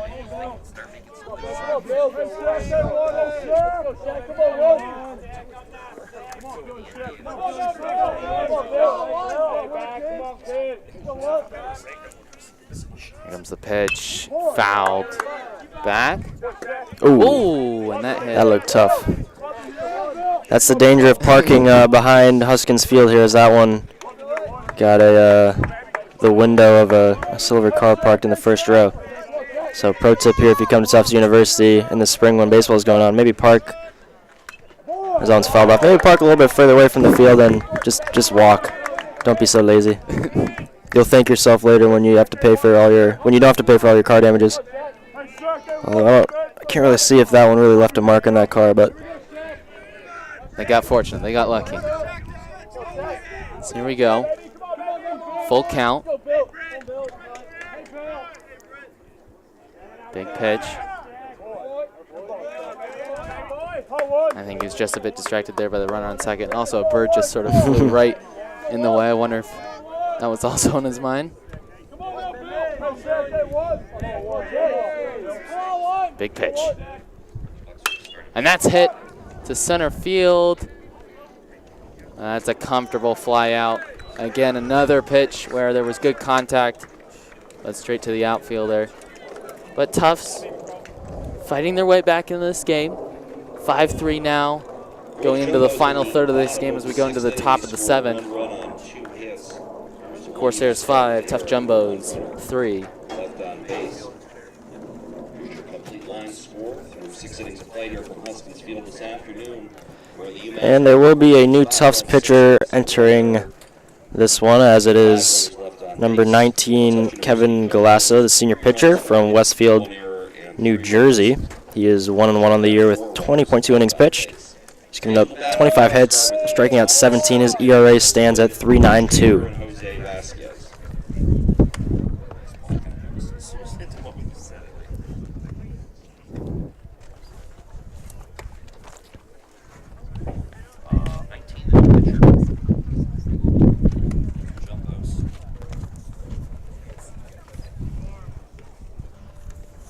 believe it'll be Chris Wood to lead off on his last at-bat. He got a double, I believe, down the right field. Sounds right, yep. Which brought the runners to second and third. He's 1 for 2 on the day. He's also walked on one of his at-bats.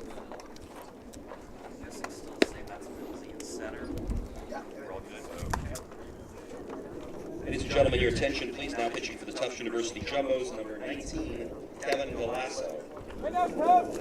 After him will be Mitch Baker, who's 0 for 2 on the day. He's also walked on one of his at-bats, I believe his second at-bat.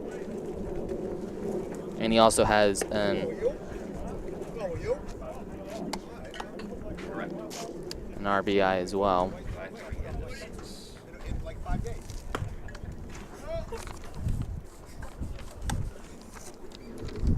Just a little bit of a back and forth there between the first base umpire and the bench. Not sure what was said.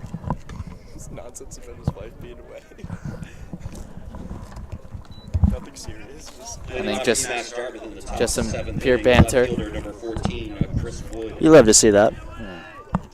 Nice to keep things light. And here we go, top of the 7th. The first pitch coming up for Kevin Galasso, the senior from New Jersey.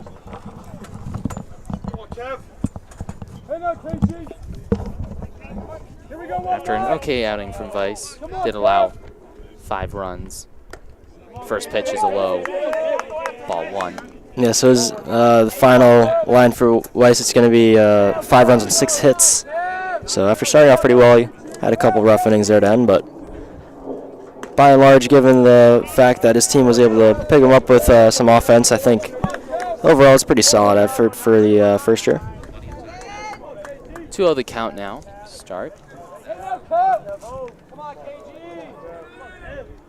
Here comes the pitch. And he gets his first strike of the afternoon. Let's go now, Kev.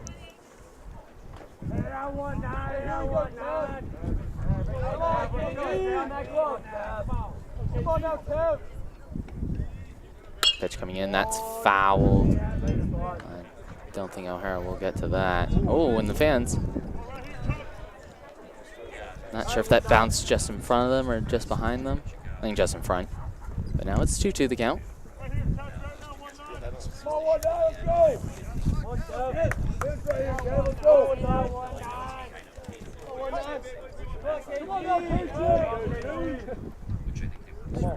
Here comes the pitch. Low for ball 3.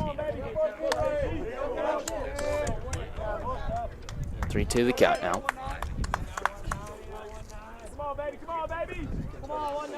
Chris Wood was walked on his first at-bat. And we're looking for a second walk here. So here comes the pitch, and he tipped it.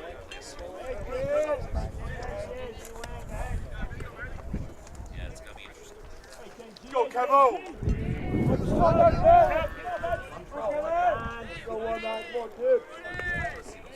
Hey, Kev! Here comes the pitch, and that's great defensive play. Fantastic defensive play there by Nick Falkson. That was hit hard by Wood, again hitting it down that right field line, but he stopped it.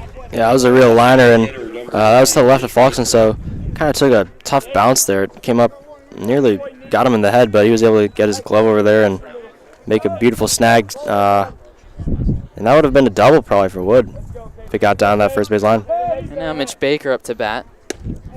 0 for 2 on the day. He was walked on one of his at-bats, and he did bring home a runner.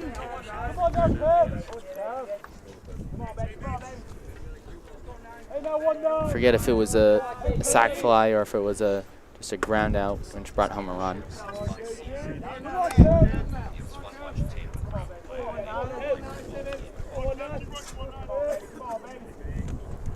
One the count with 1 out, nobody on base. Here in the top of the 7th.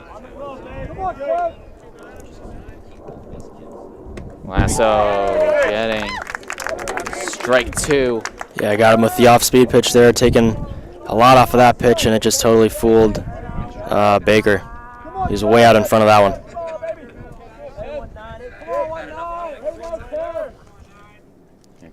2 pitch.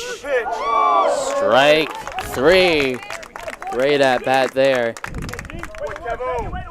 For Galasso, that's his first strikeout. First baseman, number 5, Jose Vasquez. Now Jose Vasquez up to the plate.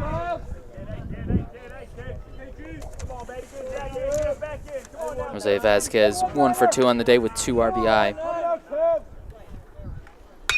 And he's cranked that one to left center field.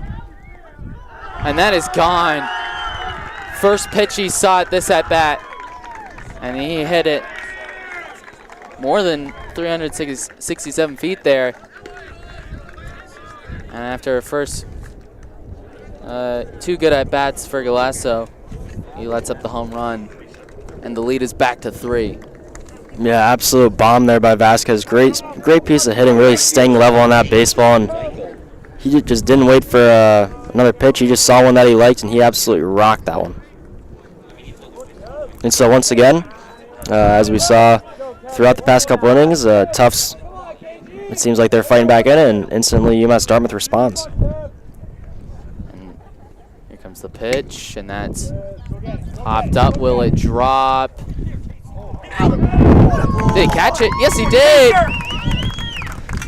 What a play What by a Santos play. Ocampo. Santos Ocampo, it was a foul out there, but what a diving catch.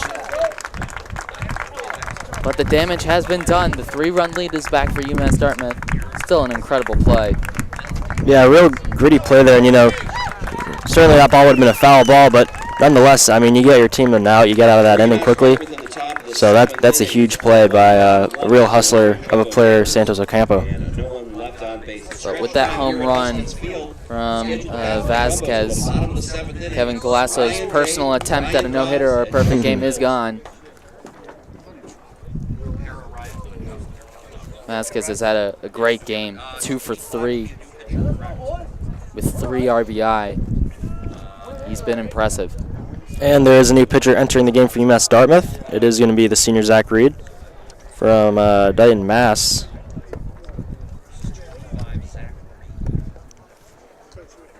Zach Reed stands there at 6'1", 210. Righty pitcher. Got the classic 7th inning stretch, but I believe there's not going to be any rendition of Take Me Out to the Ball Game. No? Not yet, not yet. We're still working on that here at Tufts. Ladies and gentlemen, your attention please. Now pitching for UMass Dartmouth, number 25, Zach Reed. Well, probably the right decision to bring in a new pitcher. Britton struggled a bit there, allowed 2 hits and a run in his only inning pitched. Now bringing on Zach Reed. Reed, who does have an ERA of 5.14. It's not the greatest.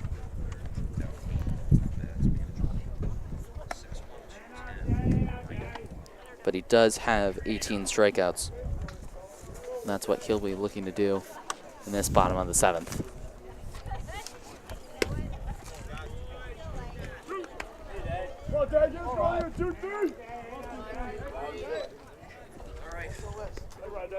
Coming near to the 2-hour mark in this ball game.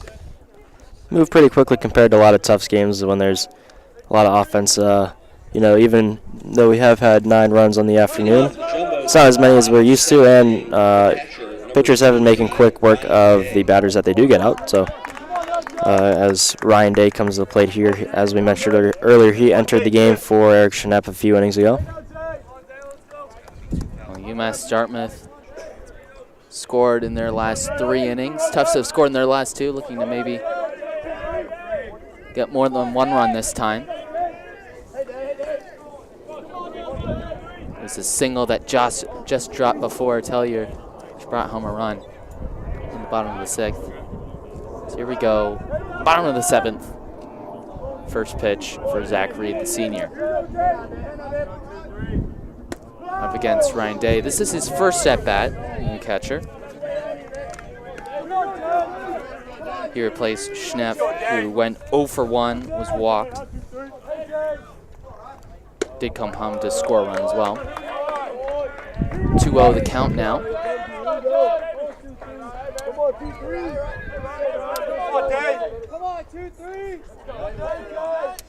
Here's the pitch. Strike one. First strike for Zach Reed.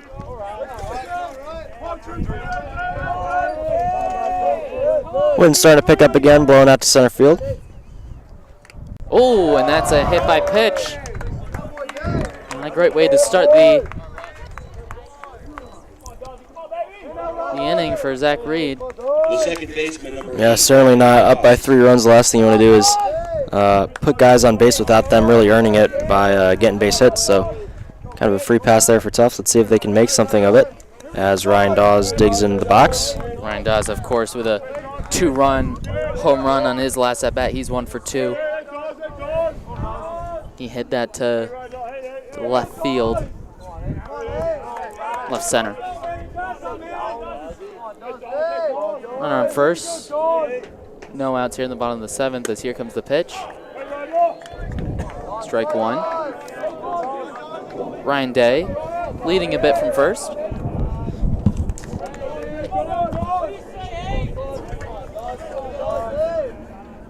Some catchers have sneaky speed, but I'm not, I haven't seen enough of Ryan Day to tell if he is one of them or if he's not much of a threat on the base paths, but nonetheless, you gotta be aware of the fact that he's there. Here comes the pitch. Whoa. Another pitch where Yeah, it was a nasty changeup. Real slow delivery to the plate. Let's see if that might have been a setup pitch. Maybe he's going to come in with some heat now. 0-2 the count now.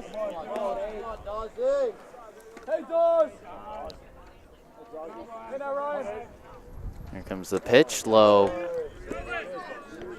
for the first ball. Yeah, a bit of a sinker there almost. Zone just dropped low over the plate. 1-2 the count now. Runner on first and no outs here in the bottom of the 7th. Zach Reed here against Dawes. The pitch. Did he go? Yes, he did. Strike 3. And a much better second at bat there for Zach Reed. Yeah, good pitch there. He got him. He was throwing nothing but off-speed pitches there, and he got Dawes to give a half-hearted swing on that one, and I think he certainly did go around as it's now Justin Mills batting for Tufts. 0 for 3 on the day, Mills. Looking for something different here with this at-bat, but a good start for Reed. 0-1 the count.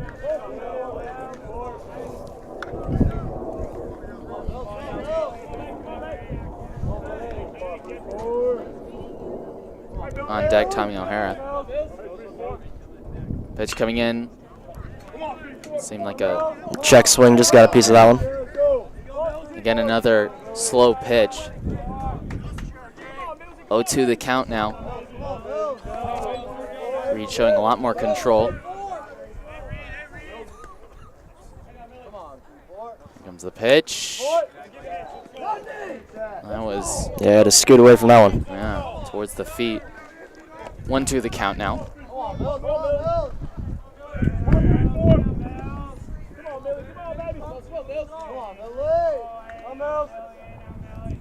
Mills. 1-2 pitch. Foul back.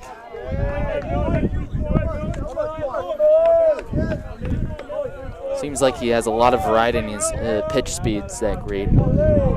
Some a bit slower, some a bit faster. Yeah, if you have good control over your pitch speeds, that's a true weapon, keeping batters on their toes, having to make them guess. Here comes the pitch. Ooh, watch out. Oh, good snag there by Yeah, cue ball off the bat of Mills, snagged by the bullpen catcher there. That was a nice play. Unfortunately, can't quite see the number, otherwise we would have given him a shout-out, but heads-up play there. Unfortunately for UMass Dartmouth, that can't be considered an out. Yeah. But still a chance for a strikeout here. So here comes the pitch. And it is a strikeout. Another solid at-bat for Zach Reed. His second strikeout of the inning. Yeah, and Mills' afternoon struggles continue there, Yeah, he's 0 for 4. as Ryan Day is still stranded out there at first after being hit by a pitch to start this inning. Zach Reed has really settled in here. Tommy O'Hara up to the plate now. 1 for 3. Strike one. Hey, T, hot 2-4. Hey, Tommy, hey, 2-4, hey, T. Come on, 2-4. Hey, Tommy. Here's the pitch. Another great pitch. He's really using those slow pitches to perfection. Tufts hitters really struggling to read them. And a chance for a third straight strikeout here. Send the side. Here's the pitch. Ooh. Oh, first ball.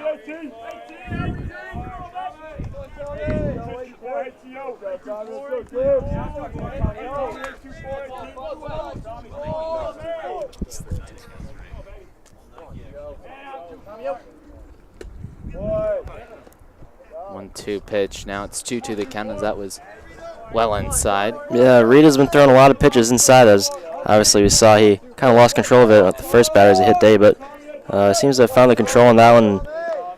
He's kind of using it to his advantage. I don't know, maybe these are some setup pitches and maybe now he'll try and attack the outside of the plate. Here's the pitch again, and the base is stolen and safe at second. Nice heads-up play there by Ryan Day. I was surprised that he took off there. Not really sure what happened with Paulignon over there. It seemed like he fielded that one cleanly and just aggressive base running by Day. Maybe he just guessed that that one was going to be low in the dirt, which it was. And now there's 2 outs, full count, and you got a runner in scoring position. So Ryan Day showing that explosive speed that I guess maybe we're not always used to seeing with catchers, but yeah, once again, let's see if Tufts can respond with a base knock here and respond to that run that UMass Dartmouth scored in the top half of the inning here. Runner in scoring position on second, full count. 3-2 with 2 outs. That is hit, and it will drop. That's a single. The left center, Ryan Day will come home. Big hit by Tommy O'Hara, and Tufts get that deficit back down to 2. Yeah, great piece of hitting there by Tommy O'Hara. And that's just a beautiful overall play there by Tufts as heads-up play by Ryan Day, stealing that extra bag there, putting himself in scoring position. And because of that, Tommy O'Hara able to knock in a run as looks like we are going to have a visit at the mound here. And once again, it's a 2-run ball game. And with that hit, Zach Reed loses his attempt to get a perfect game or no-hitter. And so now John Michella comes to the plate as the potential tying run.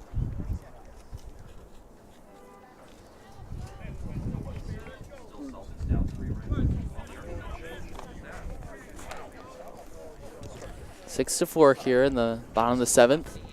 And after a pretty low-scoring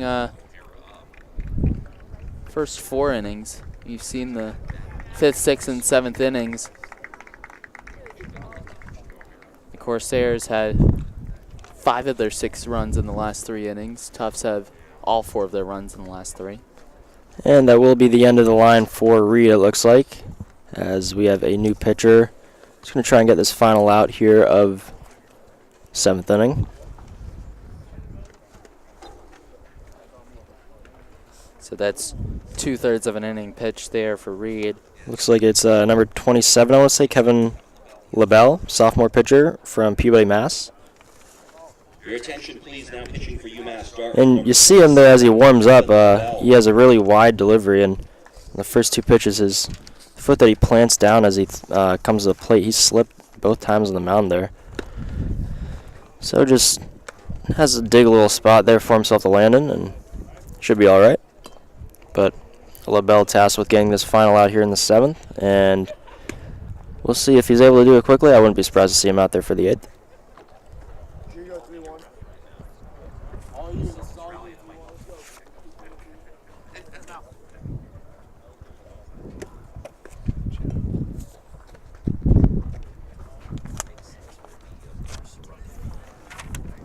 And it looks like it's not going to be Michelle coming to play. It looks like we're going to have a pinch hitter potentially, as Mike McLaughlin, the senior from Haddonfield, New Jersey, is putting on a helmet and just grabbed a bat.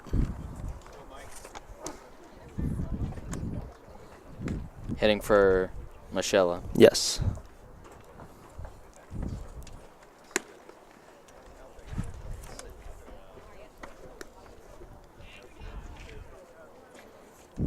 So this will be his first at-bat.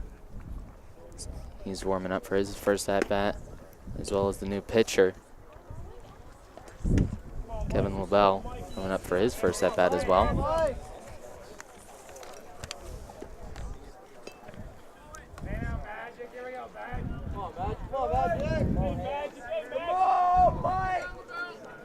For you Boston sports fans just looking at the Celtics right now, they're down 72-77 with about 10 minutes left in Game 4.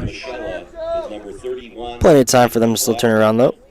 I believe the Red Sox play later today as well. They've had a fantastic start to their season. Well, hey, and after last night, that was a bit surprising with them getting no hit. I think that was only their third loss of the season, and it came via Sean Monet, no-hitter.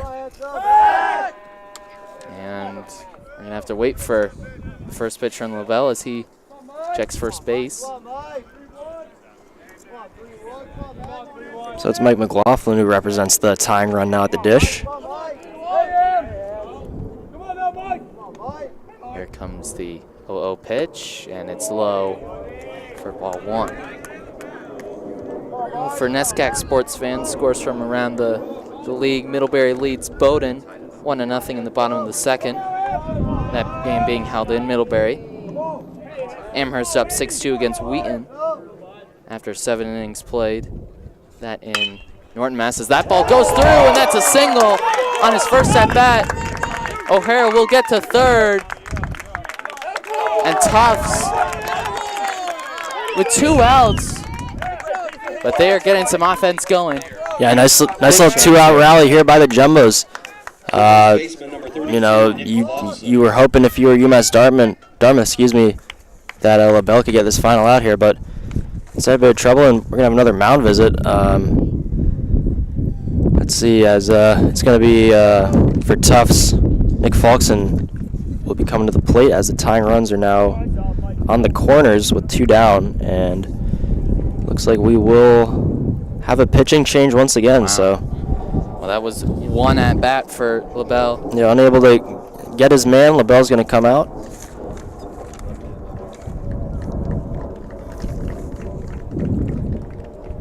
And we've got a very exciting finish here at Huskins Field. Well, runners on the corners, 6-4. Big chance here for Tufts. And those first couple innings really struggled to get any offense, and now they've got 6 hits, almost as many as the Corsairs.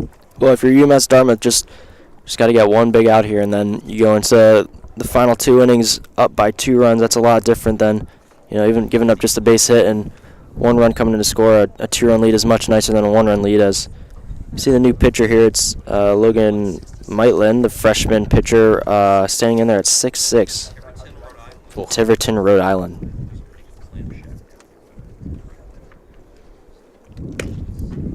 He looks like he's going to bring the heat. Also has an interesting windup. I feel like that's been a trend with a lot of the UMass Dartmouth pitchers. Yeah, he really reaches back with that ball, leaving it kind of exposed for a second so hitters can kind of see it before he releases it.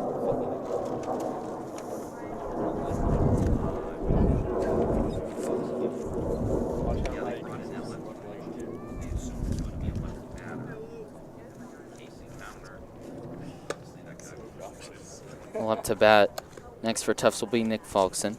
It's 0 for 3 on the day, but certainly a big chance to bring someone home. And with, you know, Tufts have had good luck in this inning. Players who haven't had hits getting some. Yeah, and of course Nick Falkson had a big grand slam yesterday in the first game against Colby to really break it open. And he represents the go-ahead run now, so. And then, of course, if he were to get a hit and Tufts keep themselves alive in this inning, then they would have Nachmanov up next, who is 1 for 2 on the day. Walked in one of his at-bats.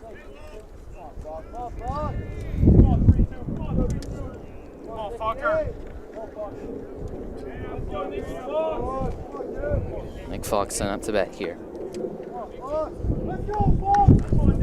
Senior from Massachusetts. Runners on the corners. McLaughlin on first, and on third, number 24, Tommy O'Hara. baseman. Number Big chance for Tufts to get back within one.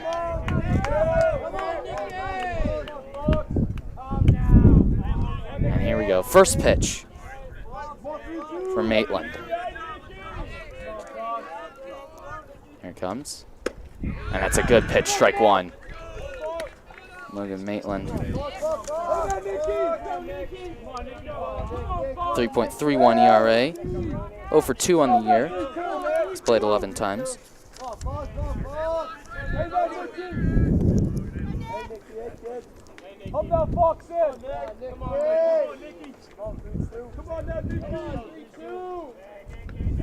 Here's the 0-1 pitch. It's strike two. Good start to this at bat for Logan Maitland. Yeah, and Maitland now ahead of the count 0-2. You know, you'd love to throw something in the dirt, maybe get Fox on a chase, but that might be difficult with the runner at third base. You don't really want to risk letting the Tufts' 5th run come in via pass ball. So if I'm Maitland, I might just keep it away from Foxton right now. 0-2 the count with 2 outs. Runners on the corners. And it was tipped. Now It wasn't tipped, Yeah, they're saying he. but he got the out. Interesting. I thought that might have been tipped as well, but I guess Paul Young was just unable to get glove it, but well done by him to recover and just barely gets Foxton out of first. So nice job there by Maitland coming on and limiting the damage. For the Jumbos in the bottom of the 7th inning, they So score Tufts 1 run on 2 hits. There were respond to the Corsairs' 1-run top of the 7th with their 1-run bottom of the 7th. 7 innings. It is now UMass. And they did well, especially when there were 2 outs. Jumbos 4 scheduled to bat for UMass Dartmouth in the top of the 8th inning. Mike Nell, Brandon Poligno, and Eric Ramirez. As number 19, Kevin Galasso, will stay on the mound. Apart from that solo shot to deep left center field, had a good solid top of the 7th here as we come to the top of the 8th. The weather's still fantastic here at Huskins Field.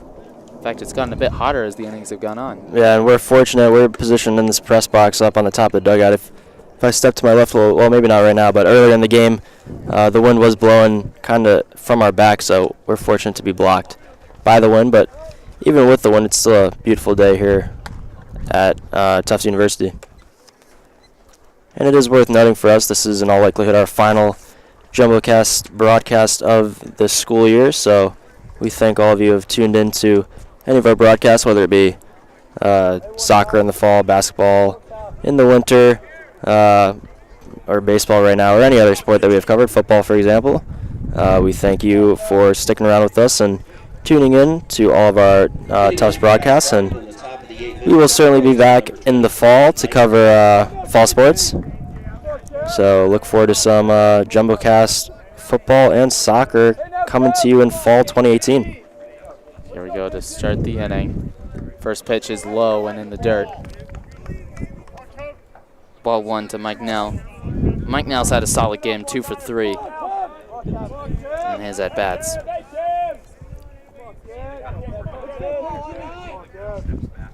Here's the pitch, and he fouls that one. Is it going to hit a car behind us? No, it won't reach it. Yeah, and as I mentioned earlier, he's also had a solid day at the hot corner there over at third base. Making a couple tough plays, ranging to his left at times, but overall solid day from Nell. 1-1 the count here in the top of the 8th. Low again from Galasso.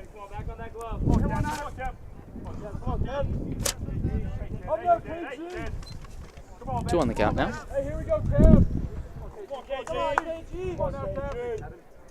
Pitch, and that's fouled.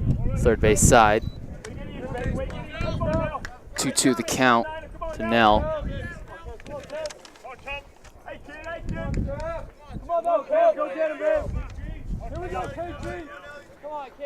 Brandon Poligno up to plate next. He's had some good bump plays as that's a hit by pitch. And now we'll get to first.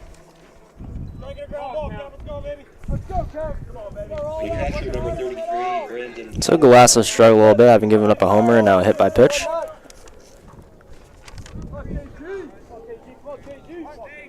UMass Dartmouth looking for some insurance here in the 8th. This game certainly is not over by any means. And once again, Paul Jones squaring up to potentially bunt. Move run over to second, as he's done, I believe, 2 times now already.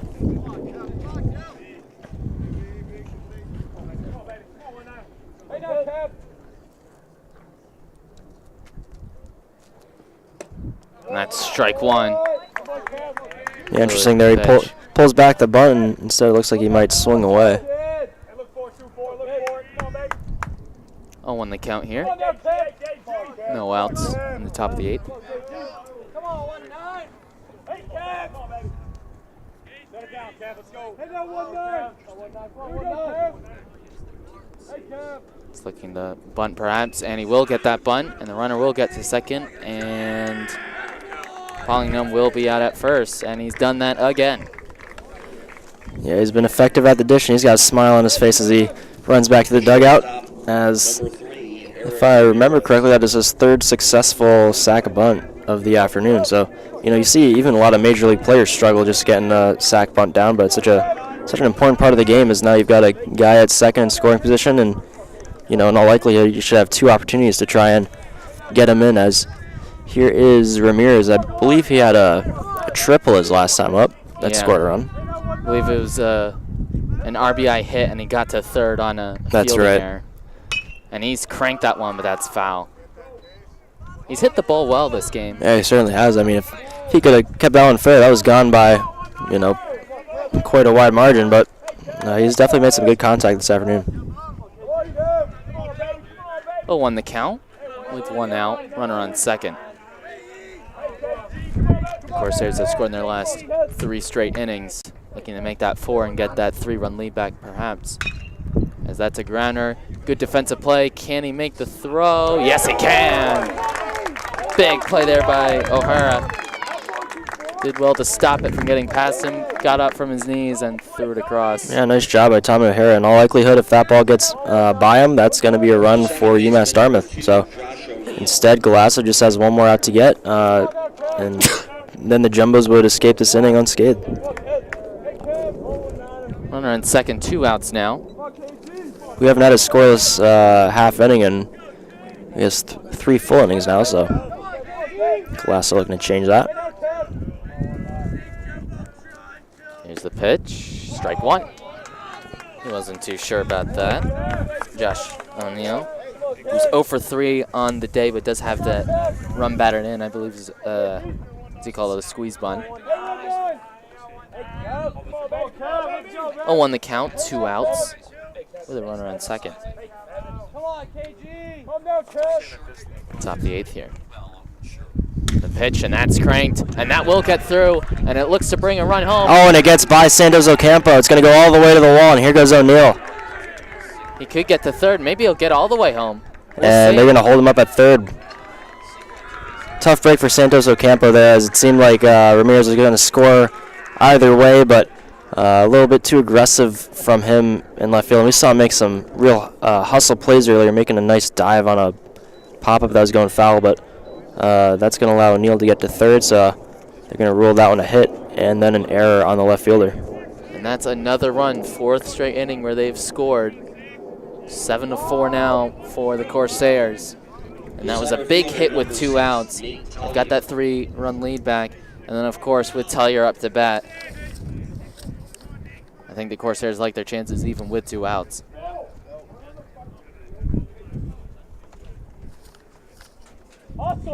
Nate Tellier, the sophomore from Massachusetts. He's 2 for 3 on the day. Was walked on one of his bats as well.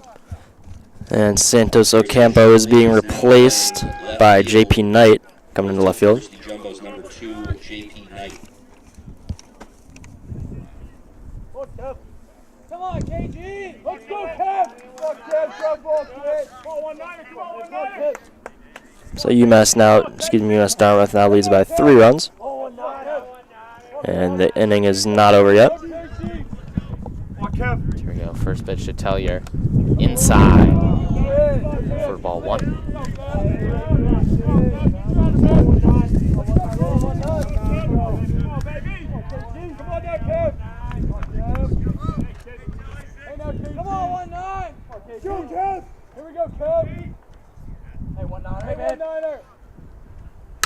And that one will get through. And now it's a 4-run lead. Tellier's had a sensational game. Yeah, excellent afternoon by Tellier. 3 for 4. It is only his first RBI, but he has been effective basically at every single at-bat. That brought home Josh O'Neill. Yeah, and let's see, as we've been mentioning throughout the afternoon, Tellier's got quite a bit of speed on the base pass, you know. Could potentially try and swipe one here with the right-handed pitcher on the bump right now and see if Wood can potentially drive him home. Let's see what happens. Here's the pitch. Ball 1. Tufts, as we've been saying, they've been trying to claw themselves back, but then allowing the runs. And now this is the biggest lead that the Corsairs have had. So it'll be a big mountain to climb for Tufts in the bottom of the 8th and then bottom of the 9th.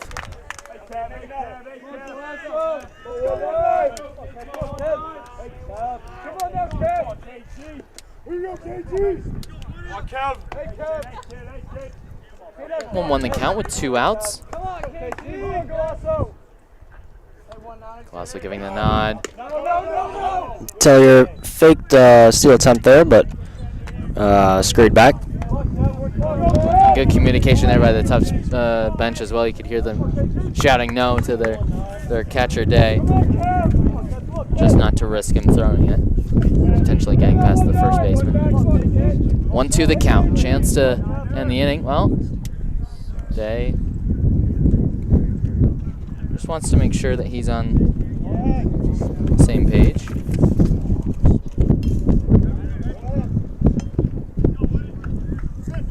This pitcher Colosso. Colosso, who has pitched 1 2/3 innings, 1 strikeout, but 3 hits allowed and 3 runs, a walk as well. The 1-2 pitch is driven to left field, but I think that will be a comfortable play there by J.P. Knight, the sophomore. And that ends the top of the 8th. The Corsairs continue their streak. That's 4 straight innings now in which they've scored.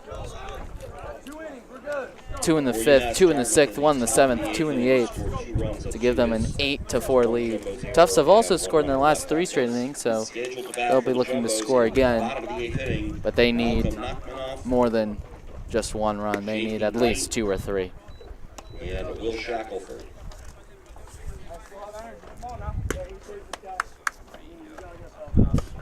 As that at bat for Chris Wood makes him 1 for 4 in the day, also with being walked on one of his at bats. And Logan Maitland will go back out there for another inning of work.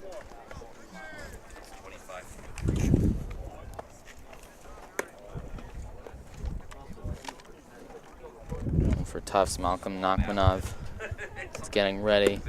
1 for 2 on the day. He's been walked once. There'll also be a new hitter as well, as Casey Santos Ocampo is out of the game. He did finish the day with 1 for 3 and an RBI. So they will have a pinch hitter for Leading off the Jumbos in the bottom of the 8th inning, the right fielder. And your Boston sports update. Celtics currently down 96-90, just under 3 minutes to go in the 4th.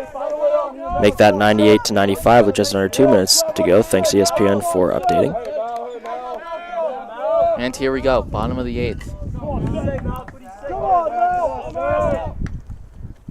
Maitland had a good 1/3 inning when he came on in the bottom of the 7th. Looking to keep that up here in the bottom of the 8th, as this game will look to go the complete full 9 innings. 1-1 the count. JP Knight is on deck, as obviously he's replaced Santos Ocampo. Here's the pitch, high and inside. 2-1 the count.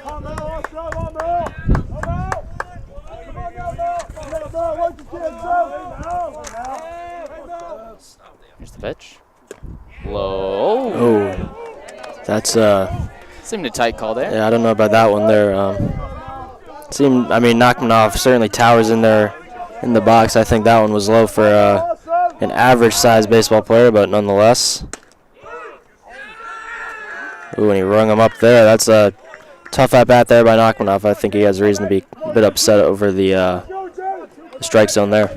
Yeah, that second strike seemed a bit low. The third strike seemed a bit inside. He's not happy. And here comes the new hitter, JP Knight, batting 192 on the year, so not great.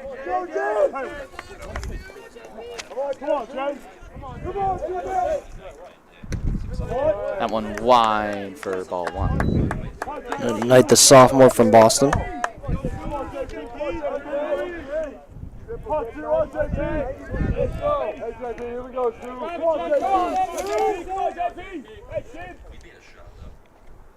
Pitch is strike one. 1-1 the count. Come on, JP.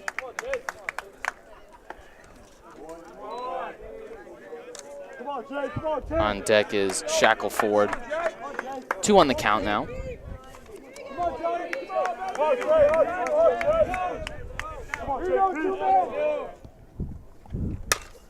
That one grounded to second, and he's safe.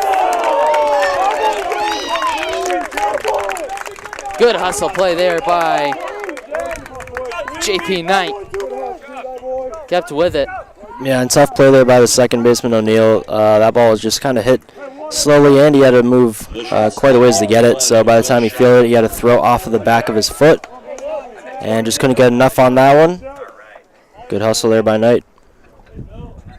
Now up to the plate, Will Shackelford. I believe he's 0 for 2 on the day. He looked to try and bunt that one, but strike one called. 0 on the count, 1 out. Knight on first, here in the bottom of the 8th, as Maitland looks to try and see out this inning for the Corsairs. The pitch is fouled. That's probably the closest one that's come to us, and it still wasn't that close. 0-2 the count.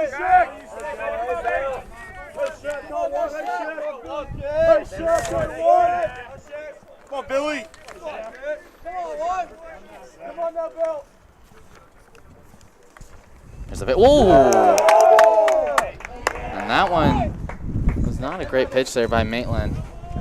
Had to duck, and it still sort of hit him in the back, slightly in the head. Yeah, I think it got the back of his helmet, but fortunate for him, it just kind of skimmed off it. Didn't really make good contact, so.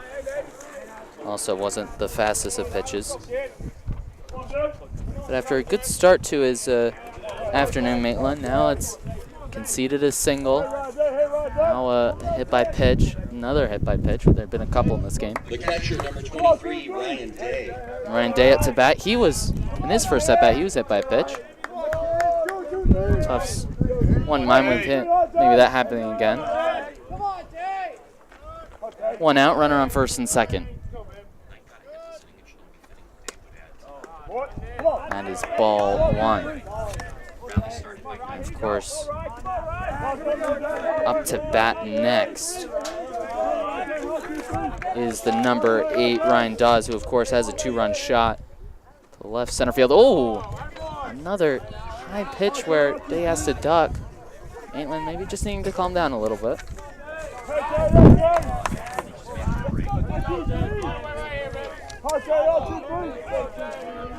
He seems to have lost it, but he was ahead in the count. The last batter, Shackelford, but hit him, and now can't seem to find the strike zone. There he goes. He's got that strike. 2-1 the count. Runners on first and second here for Tufts with 1 out here in the bottom of the 8th. A game that started out as a pitching duel has turned more into a back and forth between the offenses. As that pitch won't count, as Day asks for time for his throw.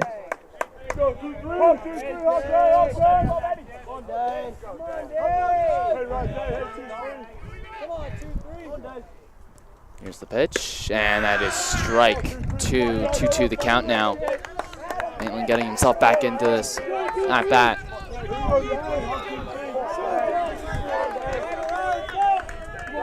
Both benches sensing that this is a big at bat.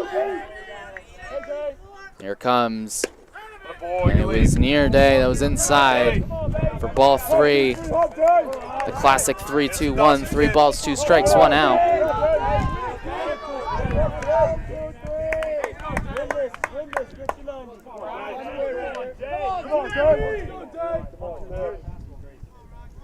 Here's the pitch. And I hit him, and that's ball 4. And we've got a bases loaded with Ryan Dawes up to plate. Of course, he has a 2-run shot to his name. Bases loaded, tying run at the plate. Second baseman, number 8, Ryan Dawes. And this is a big moment in the game. Yeah, and I'm not really sure if no, it looks like Maitland's going to stay in there. I thought perhaps, as we can see, there's somebody warming up in the bullpen for UMass Dartmouth. I thought perhaps they were just stalling to make a pitching change, and actually it looks like that's exactly what they were doing, as Dartmouth's coach will come out, and I believe that is going to be the end of the line for Maitland. And this will be their 6th pitch of the afternoon.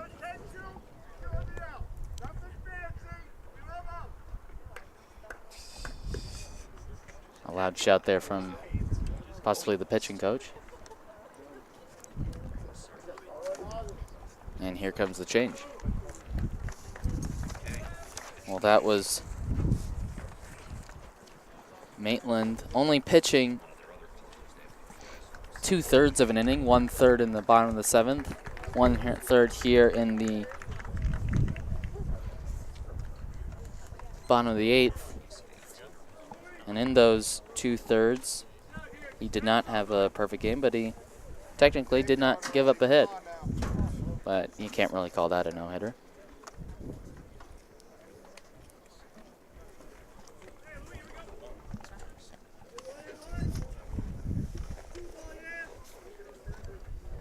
What a difficult scenario to come into. Bases loaded.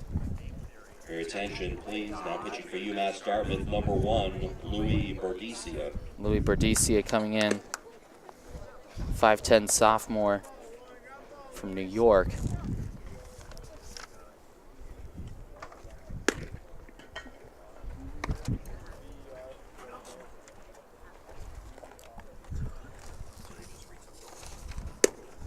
You two having a little bit of an interesting wind-up.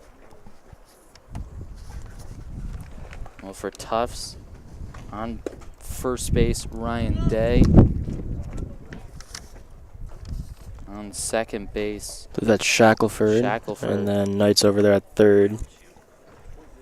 And Ryan Dawes up to the plate. Yeah, and hey, I mean, this is an interesting point of the ball game. You know, for Dartmouth, one pitch could just get you out of it if you can get that double play. Whereas if you're Tufts, you know, you certainly don't need to go for the home run right here. Base hit would most likely drive in 2 runs and make this a much more manageable game. But you do have the potential tying run at the plate right now in Dawes, and as you mentioned earlier, he already has a home run this afternoon, so got an interesting finish here at Huskins Field. Well, here we go. Bottom of the 8th here at Huskins Field. The Corsairs leading by a score of 8-4 here against the Jumbos. But Tufts has the bases loaded with 1 out. And Ryan Dawes up to the plate. And here we go, the first pitch for Louis Bordicia. Is a strike. Good start to this at-bat for him.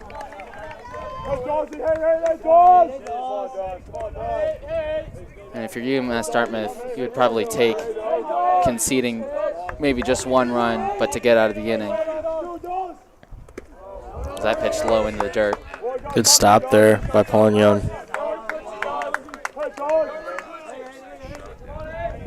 1-1 the count. A little discussion there with the third base coach, Dawes.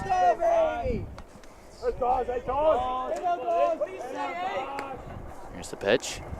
It's low. It's just fouled wide.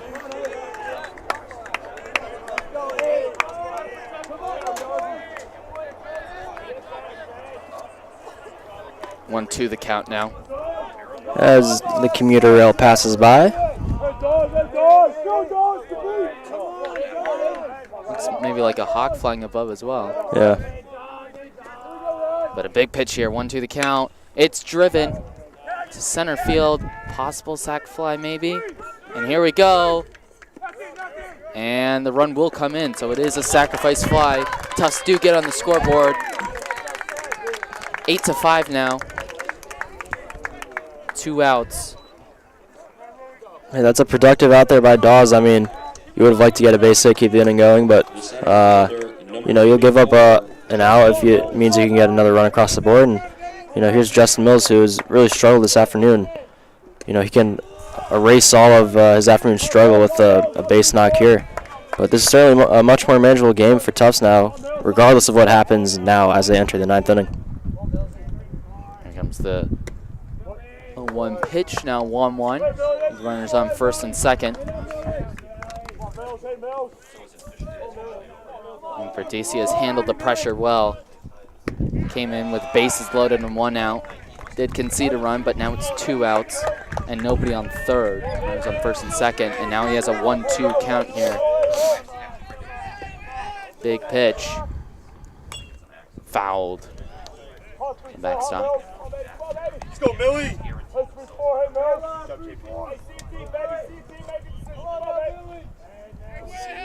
1-2 the count. Here's the pitch, and that's driven to right field, but that should be comfortable, and it is. And the Corsairs doing a good job to get out of that bases loaded jam. The score now 8-5. Deficit cut back to 3. The Jumbos in the bottom of the 8th inning, they score 1 run on 1 hit. And now we're into the final inning of this ball game. Left on base. Tufts, The end of 8. for sure, Now UMass Dartmouth cannot 8, concede. and the Tufts University Jumbos 5. Looking to shut out the Corsairs, who have scored in their last 4 straight innings. Jose Vasquez And in 3 of those, they've scored 2 runs. New pitcher for the Jumbos, Joe Thomas, the junior from Kansas City, will be taking the bump for the top of the 9th.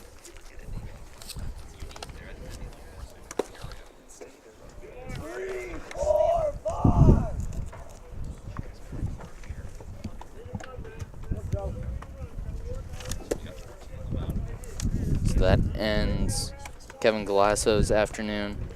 2 innings pitched, allowed 3 hits, 3 runs, had a strikeout, also had a walk.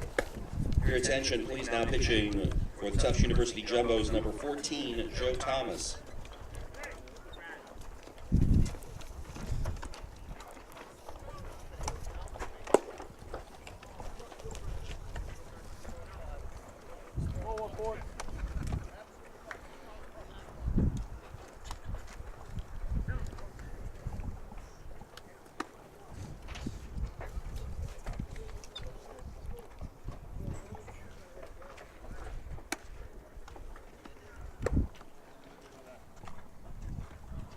Let's go 1-4. Keep us in this 1-4. Come on, babe. And the scores from around Neskak Middlebury, still up 1-0 against Bowdoin in the top of the 5th. Amherst have blown their game wide open. They're up 15-2 against Wheaton in the top of the 9th. Go, Joe. Shut it down. We say, Joe. Williams beating Hamilton 4-1. Come on, Joe. Come on, Joe. Come on, Joe. Go 1-4. Get your head down. Hey, 1-4. Hey, 1-4.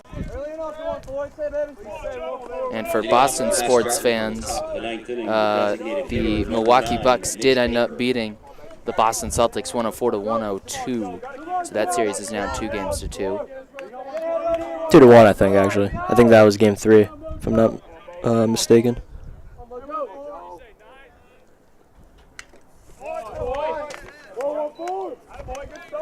Mitch Baker fouls the first pitch off. 0-1 the count here. Mitch Baker, 2 on the day with a walk, also with the sac fly. Pitch coming in is low and wide.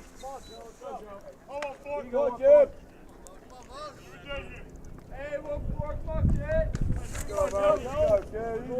on, 1-4. Hey, 1-4. Joe. Come on, Joe.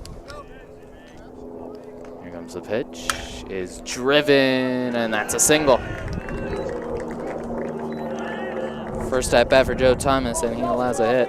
So there goes his personal attempt at a perfect game / no-hitter.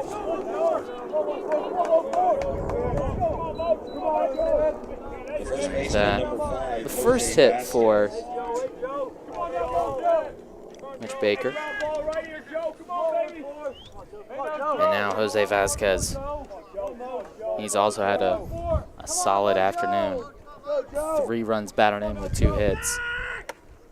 A bomb to left center field.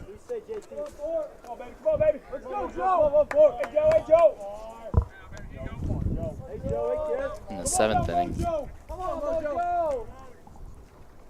That pitch low again. 1-0 the count. Well, as we mentioned, such a perfect day here at Tufts University. Still no clouds in the sky. Can't wait to get back to the dorm and see just how bad my sunburn is over these past 2 days of being outside, but I'll certainly trade it for nice weather as that one's fouled back into the parking lot. They get a car? No, I think we're safe this time.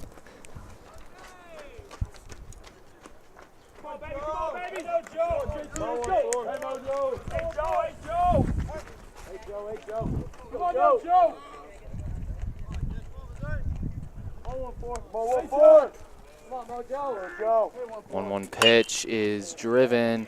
Maybe looking for the double play. They got it. Nice play by Tufts. That's some good defense. And a well-needed break there. Yeah, good job there. That was Shackelford to Dawes to Falkson. So nice turn as a runner from first made a hard slide into second, but nice turn for 2. Is that the classic 5-4-3? I think it is, yeah.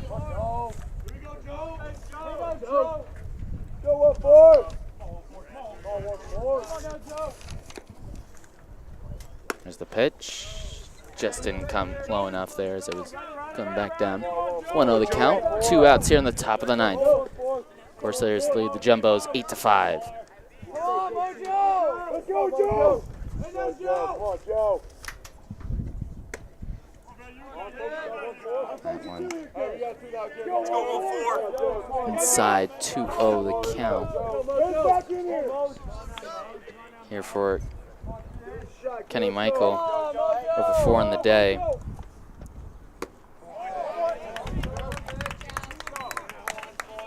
Probably been the least productive member of the Corsairs offense. Because while Polynone also doesn't have any hits, he has produced some good bunts. He certainly has been efficient at bunting, that's for sure. Yeah. 2 on the count. That one fouled back. 2-2 the count now with 2 outs. Work hard right here, 1-4. Let's pitch right here, Joe. Come on, Joe. Come on, 1-4. Here's the pitch, is low, and now we've got a full count. 3 balls, 2 strikes, 2 outs.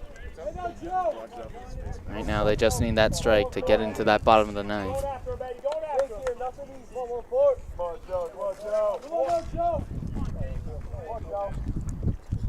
Joe Thomas here with the pitch.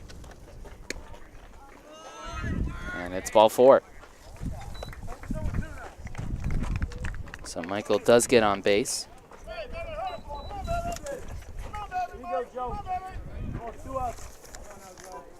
Now up to plate. The third baseman, number 23, Mike Nell. Mike Nell up to plate. He's 2 for 3 on the day. He's also been walked once. Had good contact on the pitches that he's hit. That's the deal with that runner on first.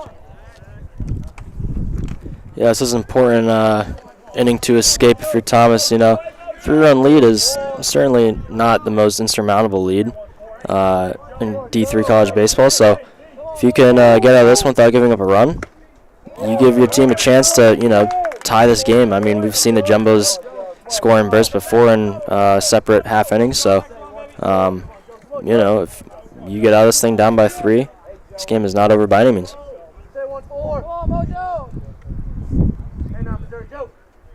Here we go. The pitch is driven to center field, and that will be, in the end, a comfortable fly out there. And that stops their streak of scoring in innings. After going their last 4 with scoring, they end the top of the 9th with no runs.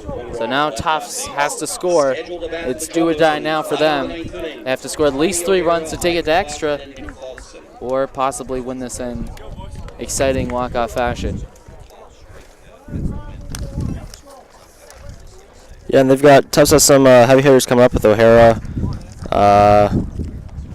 and Faulkson due up in the inning, so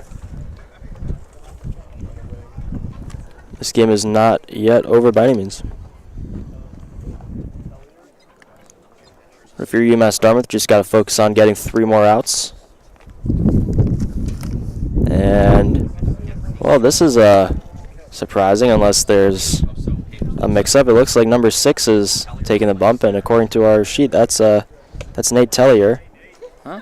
And he is listed on our stat sheet as an outfielder and pitcher, so we've seen that before, especially yesterday. I saw that a couple times. A couple guys who were playing the field earlier came in, took the mound, so it looks like it will be Tellier who's had a very solid afternoon. He's going to be taking the bump, trying to get this 3-out save here. Defensive changes for UMass Dartmouth as we head to the bottom of the 9th inning. The new left fielder for UMass Dartmouth is number 24, Pat Vartanian. Moving from left field over to center field is number 14, Chris Wood. So we're just getting confirmation about some defensive changes. A new left fielder just pushed Number the 6, Nate Tellier. old left fielder, who was the number 14 Chris Wood. He's moved now to center field. And as you mentioned before, Lucas, number 6, Nate Tellier, is taking the mound for the bottom of the 9th, looking to get this save.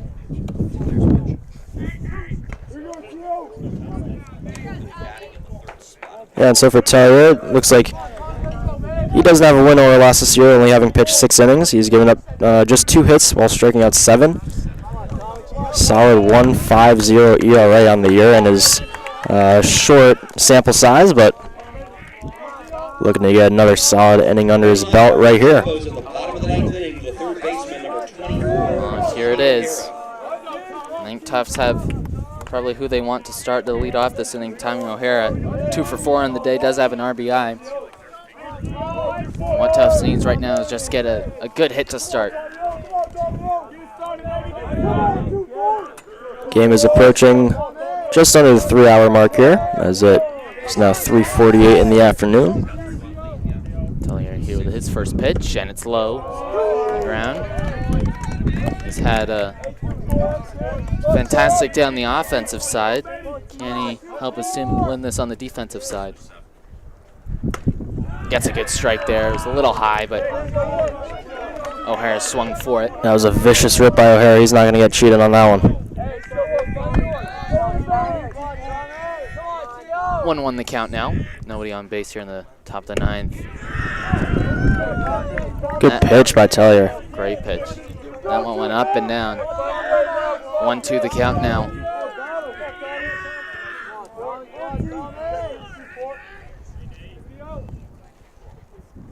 There's the pitch, and that is hit, and that gets through the gap.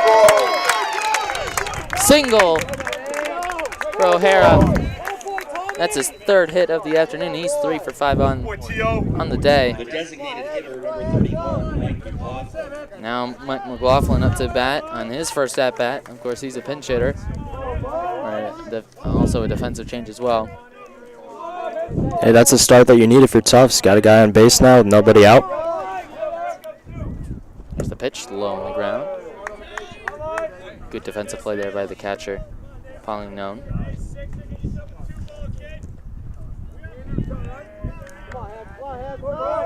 Mike McLaughlin up to the plate. 1-0 the count. Make that 1-1 the count. Another solid pitch by Tellier.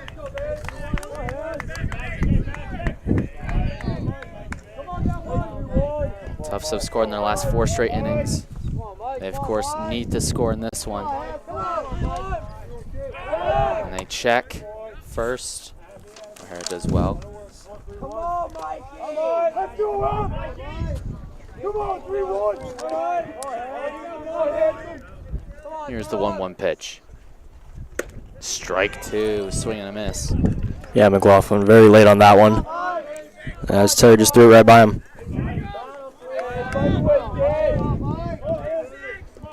Tellier looking for his first out.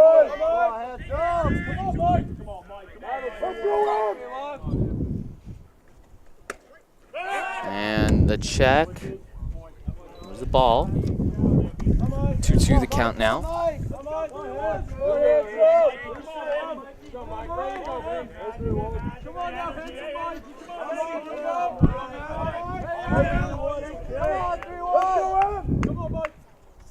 There's the pitch low and it gets through. And O'Hara checks at second. So now they have a runner on second, 3 balls, 2 strikes. Hey, that's big there. I mean, now that eliminates the possibility of a double play. So tough break there for UMass Dartmouth as that one just got right by Paulignon.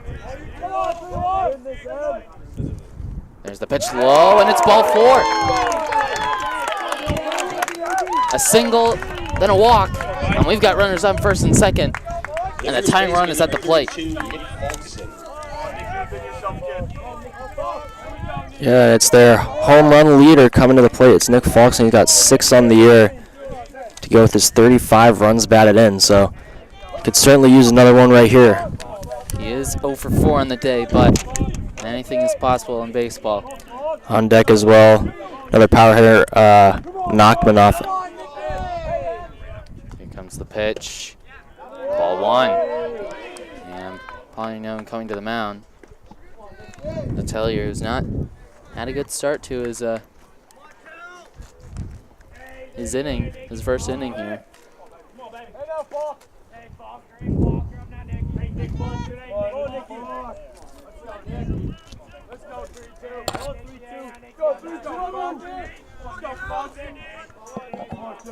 Here's the 1-0 pitch. It's foul up and behind. Oh, almost bounced onto the car. 1-1 the count. Big at bat here. UMass Dartmouth get an out, calms things down. If Tufts get another man on base or a hit, it really puts the pressure on the Corsairs. There's the pitch, and that's a strike. 1-2 the count. Come on, Jumbo.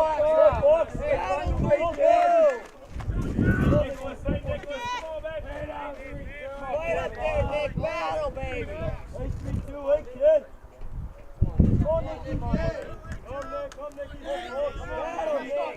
Come on, 3-2.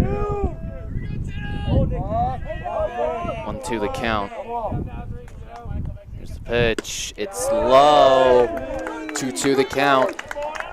Good call by the home plate ump. That was definitely low at the feet. Paulignon tried to do a bit of framing and bring it up, but certainly was outside the strike zone. Good patience also shown there by Nick Falkson.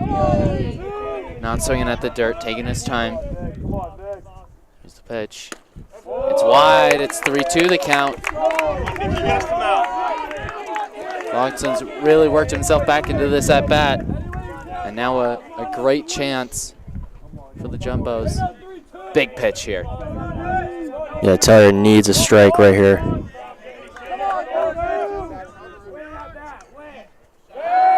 And just a little bit nervous there by O'Hara's presence on second. 3-2 the count.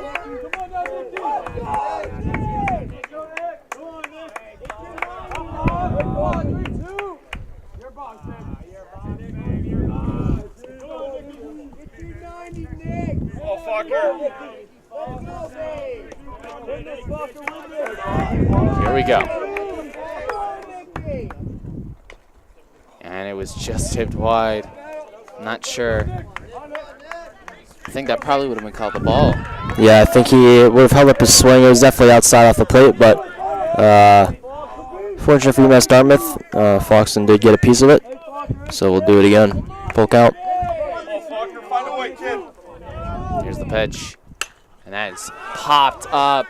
Big chance for a foul out here. And they got it. Big out for the Corsairs. Yeah, good job by Vasquez. That ball was popped a mile up in the air, and he was able to stick with it despite the sun. And that is a giant first out for UMass Dartmouth. As now Malcolm Nachmanoff digs in the box, and of course now Nachmanoff still the tying run at the plate, but potential ground ball double play would end the game. Nachmanoff 1 for 3 on the day. He was also walked in one of his at-bats. A hit needed here. That's strike 1. Tellier slightly starting to find his groove again.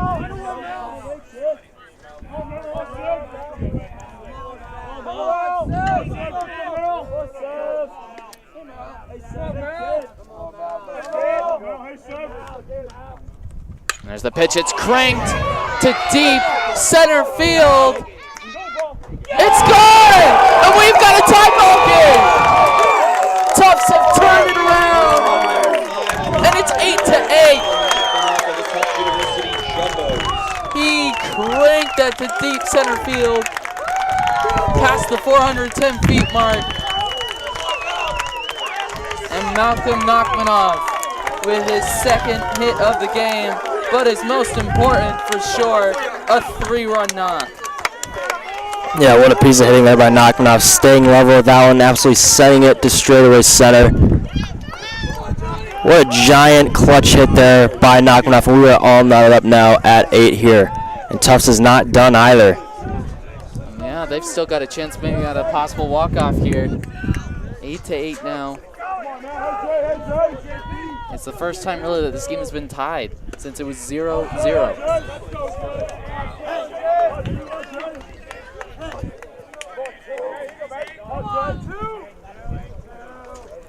Here's the pitch. Inside for a 1-1 to count. The Tufts have not given up. They would get back into it, then concede some runs. But they have climbed that mountain. And they've at least sent this game to extra innings. It's the 1-2 count here with 1 out, nobody on base.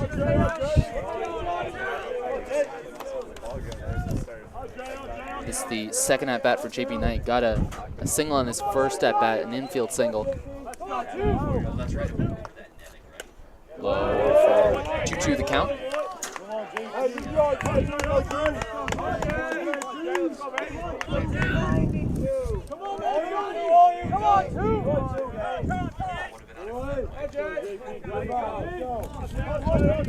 It's now 2-2 the count.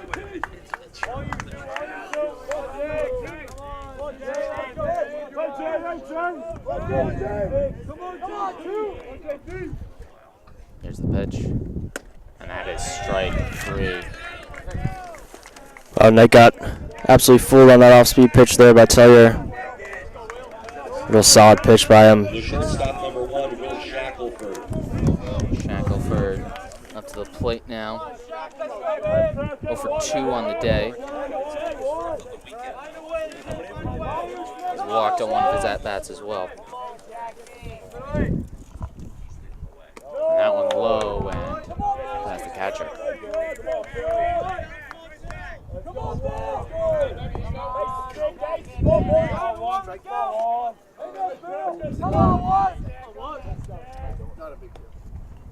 That one, strike 1, it's 1-1 the count.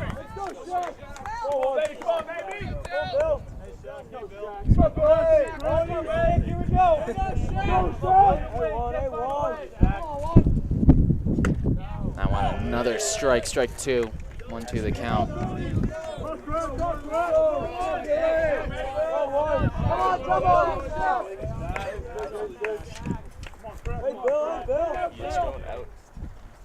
And that one is a ground straight to Tellier. Throws it to Vasquez, and that ends the inning. We are going to extra innings. Tufts needed to score 3 runs to keep themselves alive, and they've done just that, a 3-run shot. For the Jumbos, What a clutch play. Absolutely, for Nachmanoff. That's his second home run in as many days, I believe, as he hit one yesterday, and really couldn't come into clutcher time than bottom of the 9th with 1 out there as he just sent that one to straightaway center, 410. And he had plenty of distance on that one, got well over the 410 mark out there in center.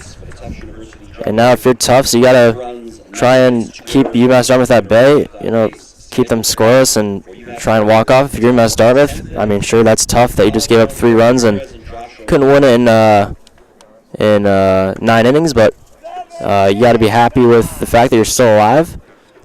And all it really takes is a run or 2, and you could still walk out of here with a win.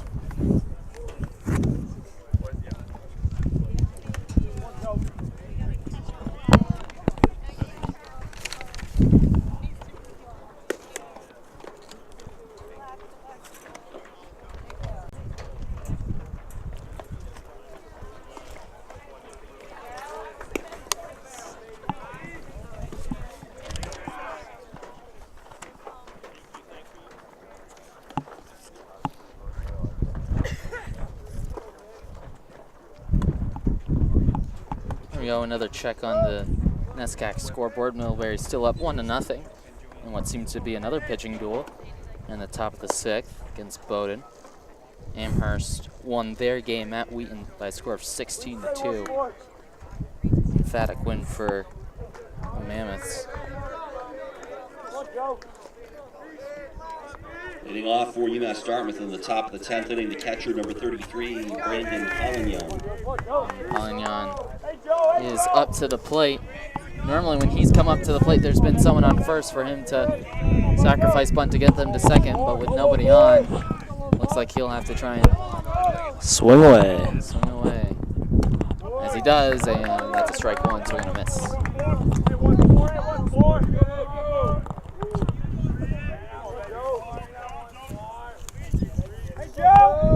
Come on, Mojo! 1-1 the count. Come on, Joey! Come on, Joe! Come on, JT! Hey, no, Joe! Come on, Mojo!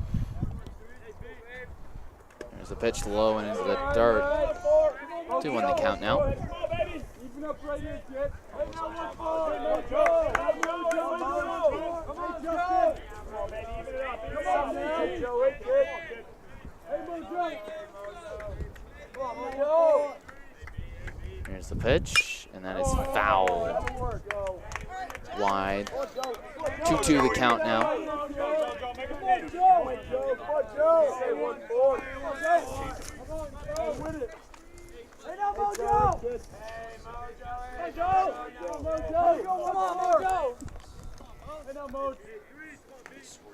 There's the pitch inside.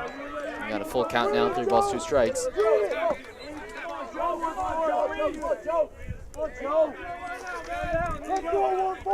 Ramirez on deck, 1 for 4 and an RBI.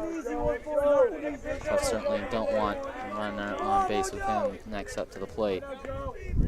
Comes the pitch, and it is ball 4. Collignon on first. And as you mentioned, here is Eric Ramirez playing short. He has been very productive today, having a couple solid at-bats.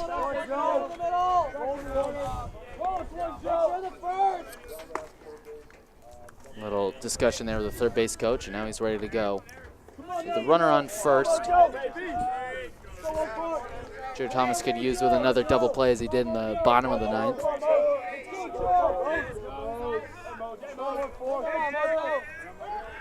And he checks first.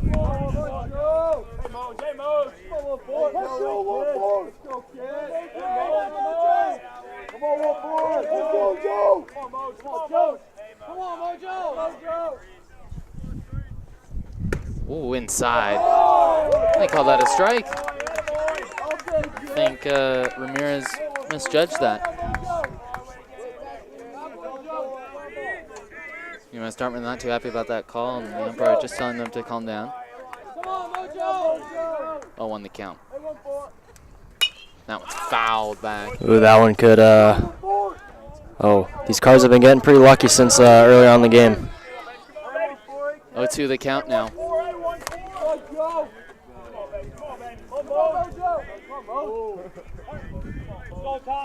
Thomas looking for a big out here.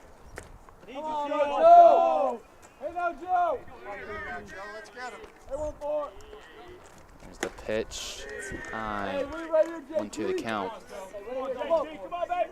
Come on now, Mojo. Let's go, JT. Come on, 1-4. Come on, jump ball right here, kid. Come on, baby. Hey, Mojo. 1-2 the count. Spot up. Here we go. Come on now, Mojo. Hey, Mojo. Let's go. Come on, Mojo. Hey, now, Joe. There's the pitch. Strike 3. Big strikeout. Yeah, Thomas. just blew it right by Ramirez there. Ramirez had a solid swing of that ball, but he just couldn't keep up with that heat that Thomas threw right by him. Now it is Josh O'Neill at bat. He has 2 runs batted in with 1 hit from 4 at bats. Strike 1. And if you're Dartmouth, you have to be worried about scoring a run here. Obviously, you want to get a run across the board, but Tufts has scored a run in every inning for the past 5 innings, it looks like. So you have to be worried about the fact that Tufts has had a steady offensive attack all afternoon. Pitch is low for 1-1. Of course, if there isn't a double play on this next at bat, the Corsairs have probably the most productive player today, Nate Tellier, up to the bat. 3 for 4 on RBI and has been walked in his other bat as well, as there was another foul ball. Yeah, Tellier would potentially have a chance to redeem himself after blowing the save in the bottom of the 9th. And you saw there on that pitch, Paulingham was possibly attempting to steal, but had to go back to first because of the foul ball. 1-2 the count now. Big chance for another strikeout for Joe Thomas.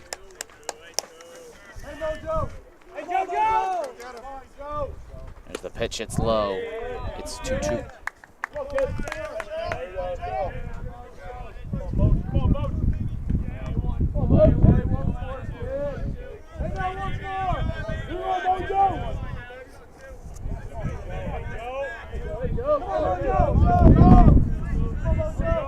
There's the pitch, and that's popped up to left field. Knight should get that. Oh, he missed it. And that will probably go down as an error. That will absolutely go down as an error. I mean, you can see the flag out there and the left it's blowing around, and make sure that with the bright sun shining down on them certainly wasn't an easy play, but still one that you expect to make. And that's a tough break for Tufts. The pitcher, number 6, Nate Tellier. And now here is Nate Tellier with a chance to redeem himself. Runner in scoring position, a base knock should be able to score. Paulin Young, granted, he is the catcher. He might not have as much speed as someone else on the team, but nonetheless, runner in scoring position for Tellier. And you know that he is upset with himself after that bottom of the 9th. He wants redemption right here. First pitch to Tellier. It's driven to right field. And it's caught. So that will be an out. Again, swinging on that first pitch as he likes to do. Good contact on it. Well read there by the right fielder. Yeah, he gave it a ride for sure. Just couldn't quite get enough under it, and ultimately it's just an out. And now Thomas just 1 out away from getting out of trouble here in the top of the 10th inning. It's Chris Wood up to bat. Chris Wood, who's gone 1 for 4, has also been walked. Had a double down the right field line. Possibly could have had 2 doubles down the right field line had the number 32, Nick Faulkson at first base, not stopped his second attempt at it. 1-0 the count. Runners on first and second.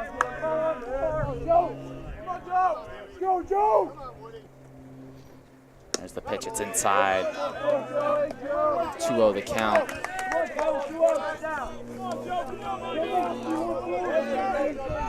Can Thomas get out of this jam and give his offense the best possible chance at winning this game in the bottom of the 10th? Or will the Corsairs get a run here? Just looking at second base. There's the pitch. It is his first strike in this at-bat. It's 2 on the count. Back in it.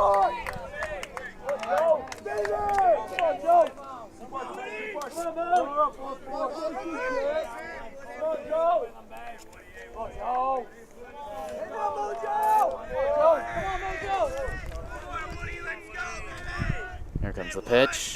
And that's driven to left field. Will it be caught? No, they say it wasn't. And the run will score. And the Corsairs regain their lead at 9-8.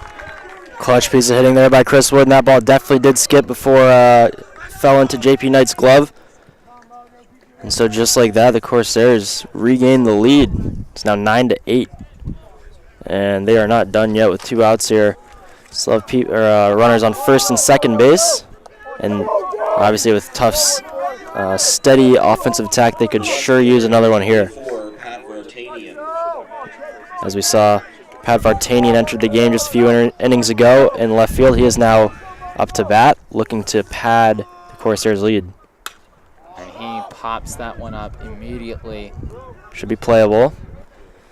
And that retires the side. Well, the Corsairs did regain the lead in that top of the 10th, which means the Tufts has to score at least 1 run to stay alive. But as we've seen, they've scored in the last 5 straight innings.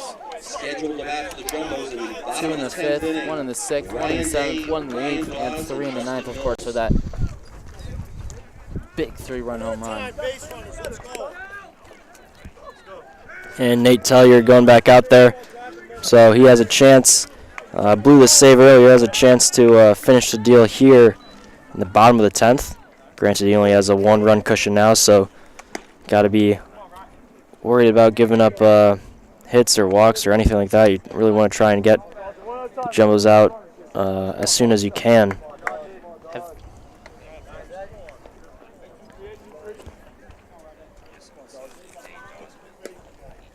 And so for Tellier entering the game with a 1.5 ERA, that's certainly going to be raised a little bit after his 3-run 9th inning.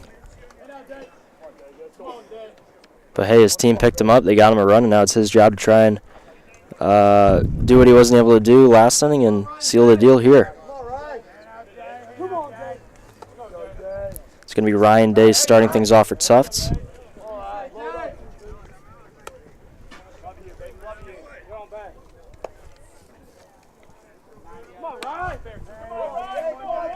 Day's first 2 at-bats were both walks. I think he was hit by a pitch on 1. Leading off for the Jumbos in the bottom of the 10th inning, the catcher, number 23, Ryan Day. Ryan Day. I'll tell you, didn't really have a good bottom of the 9th. Will look to try and redeem himself here in the bottom of the 10th.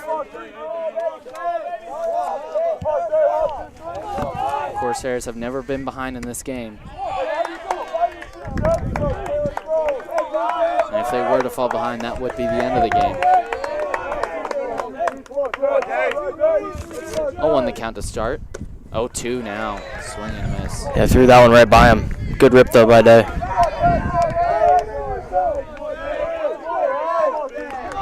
Tellier starts off strong with a strikeout. That could set the tone. It's low for ball 1.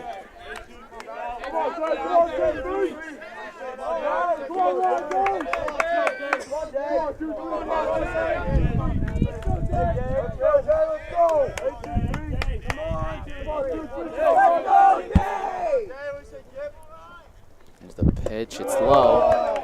It's 2-2 the count.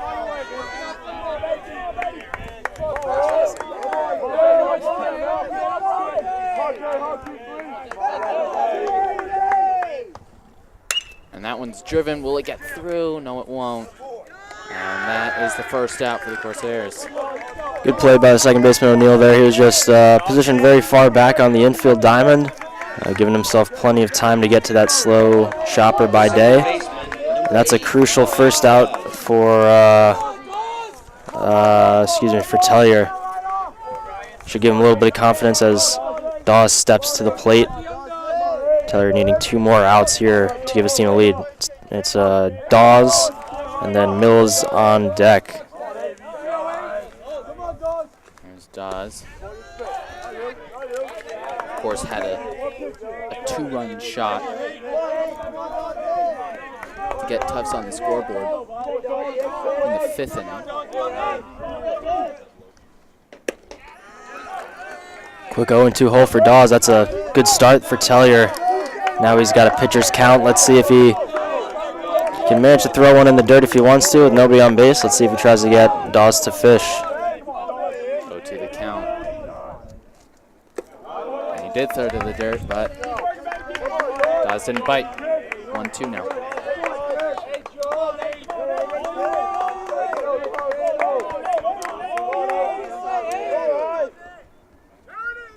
Strike 3. Great pitch by Tellier. After that previous pitch, he had a lot behind that sinker in the dirt. He really took something off of that one, and that off-speed pitch really fooled Dawes. And now it's left to Justin Mills, who's struggled mightily this afternoon. I don't know his entire line score off the top of my head, but does he have a hit? I don't believe he does. He's Yeah. 0 for 5 on the day. And he is their last hope right now. Ball 1. Should Mills manage to reach, it'll be Tommy O'Hara on deck. And he's 3 for 5 with an RBI. 1-0 the count, 2 outs. High, 2-0 the count now.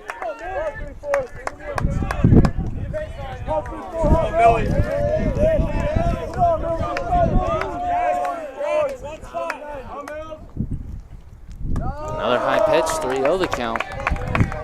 Well, if I'm Mills, I think I definitely have to take a pitch here, try and get on base and have the potential tying run on base. The guy like O'Hara up to the plate. And he takes the pitch, 4 straight balls. And there's a runner on first, the winning run at the plate, tying run on first. Well, that was somewhat unexpected from Tellier after he had such a good first 2. He pitched so well the first 2 batters, and then with Mills, he just threw 4 balls that were out of the strike zone. A bit surprising now, and just worked himself into trouble with Tommy O'Hara up to the plate. And O'Hara went through. That was foul ball. Of course, O'Hara coming in this one.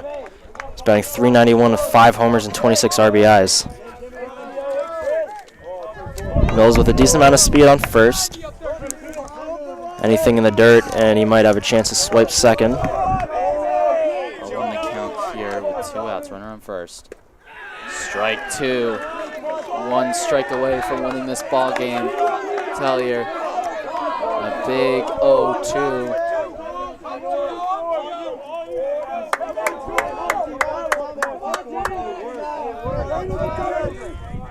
Doesn't have the luxury of throwing in the dirt with Mills on first, because you really don't want to risk getting by Paulignon and then having Mills go down into scoring position.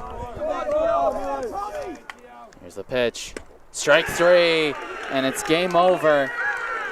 And the UMass Dartmouth Corsairs have won this game 9-8 in 10 innings. The Jumbos, with a valiant effort, came from behind by 4 at 8-4, tied it up in the bottom of the 9th, 8-8. The Corsairs, in the end, is having a little bit more offense. And Tellier, who was so good on the offensive end, switched to the defensive end. And though it took him some time, ended up getting the win. Yeah, hey, that's a really good job there by Tellier. I mean, after giving up 3 runs in the bottom of the 9th, it's so so easy to mentally check out, excuse me. But he came back out there after his team picked him up in the top of the 10th, and he sealed the deal in the bottom of the 10th. So once again, from us at JumboCast, this is our final broadcast of the school year. We want to thank you for all tuning in throughout the year, watching our multiple broadcasts throughout the various Tufts sports. So thank you, and we will see you back here in fall 2018 for some soccer and football. Lucas, would you like to do the honors of doing our final sign-off of the season? Well, thanks so much for commentating with me, Lucas. It's been a great year, and as we end the game here, the UMass Dartmouth Corsairs win 9-8 on this beautiful Sunday here at Huskins Field. Thanks so much for tuning in. I'm Lucas Pyle, alongside me Lucas Johnson, and that's it from JumboCast. Have a good afternoon. Rams of Suffolk University first pitch scheduled for 3 o'clock. At this time, the coaches and players for both teams want to thank you for your support. Please drive safely and enjoy the rest of your week. Wow, I am sunburnt.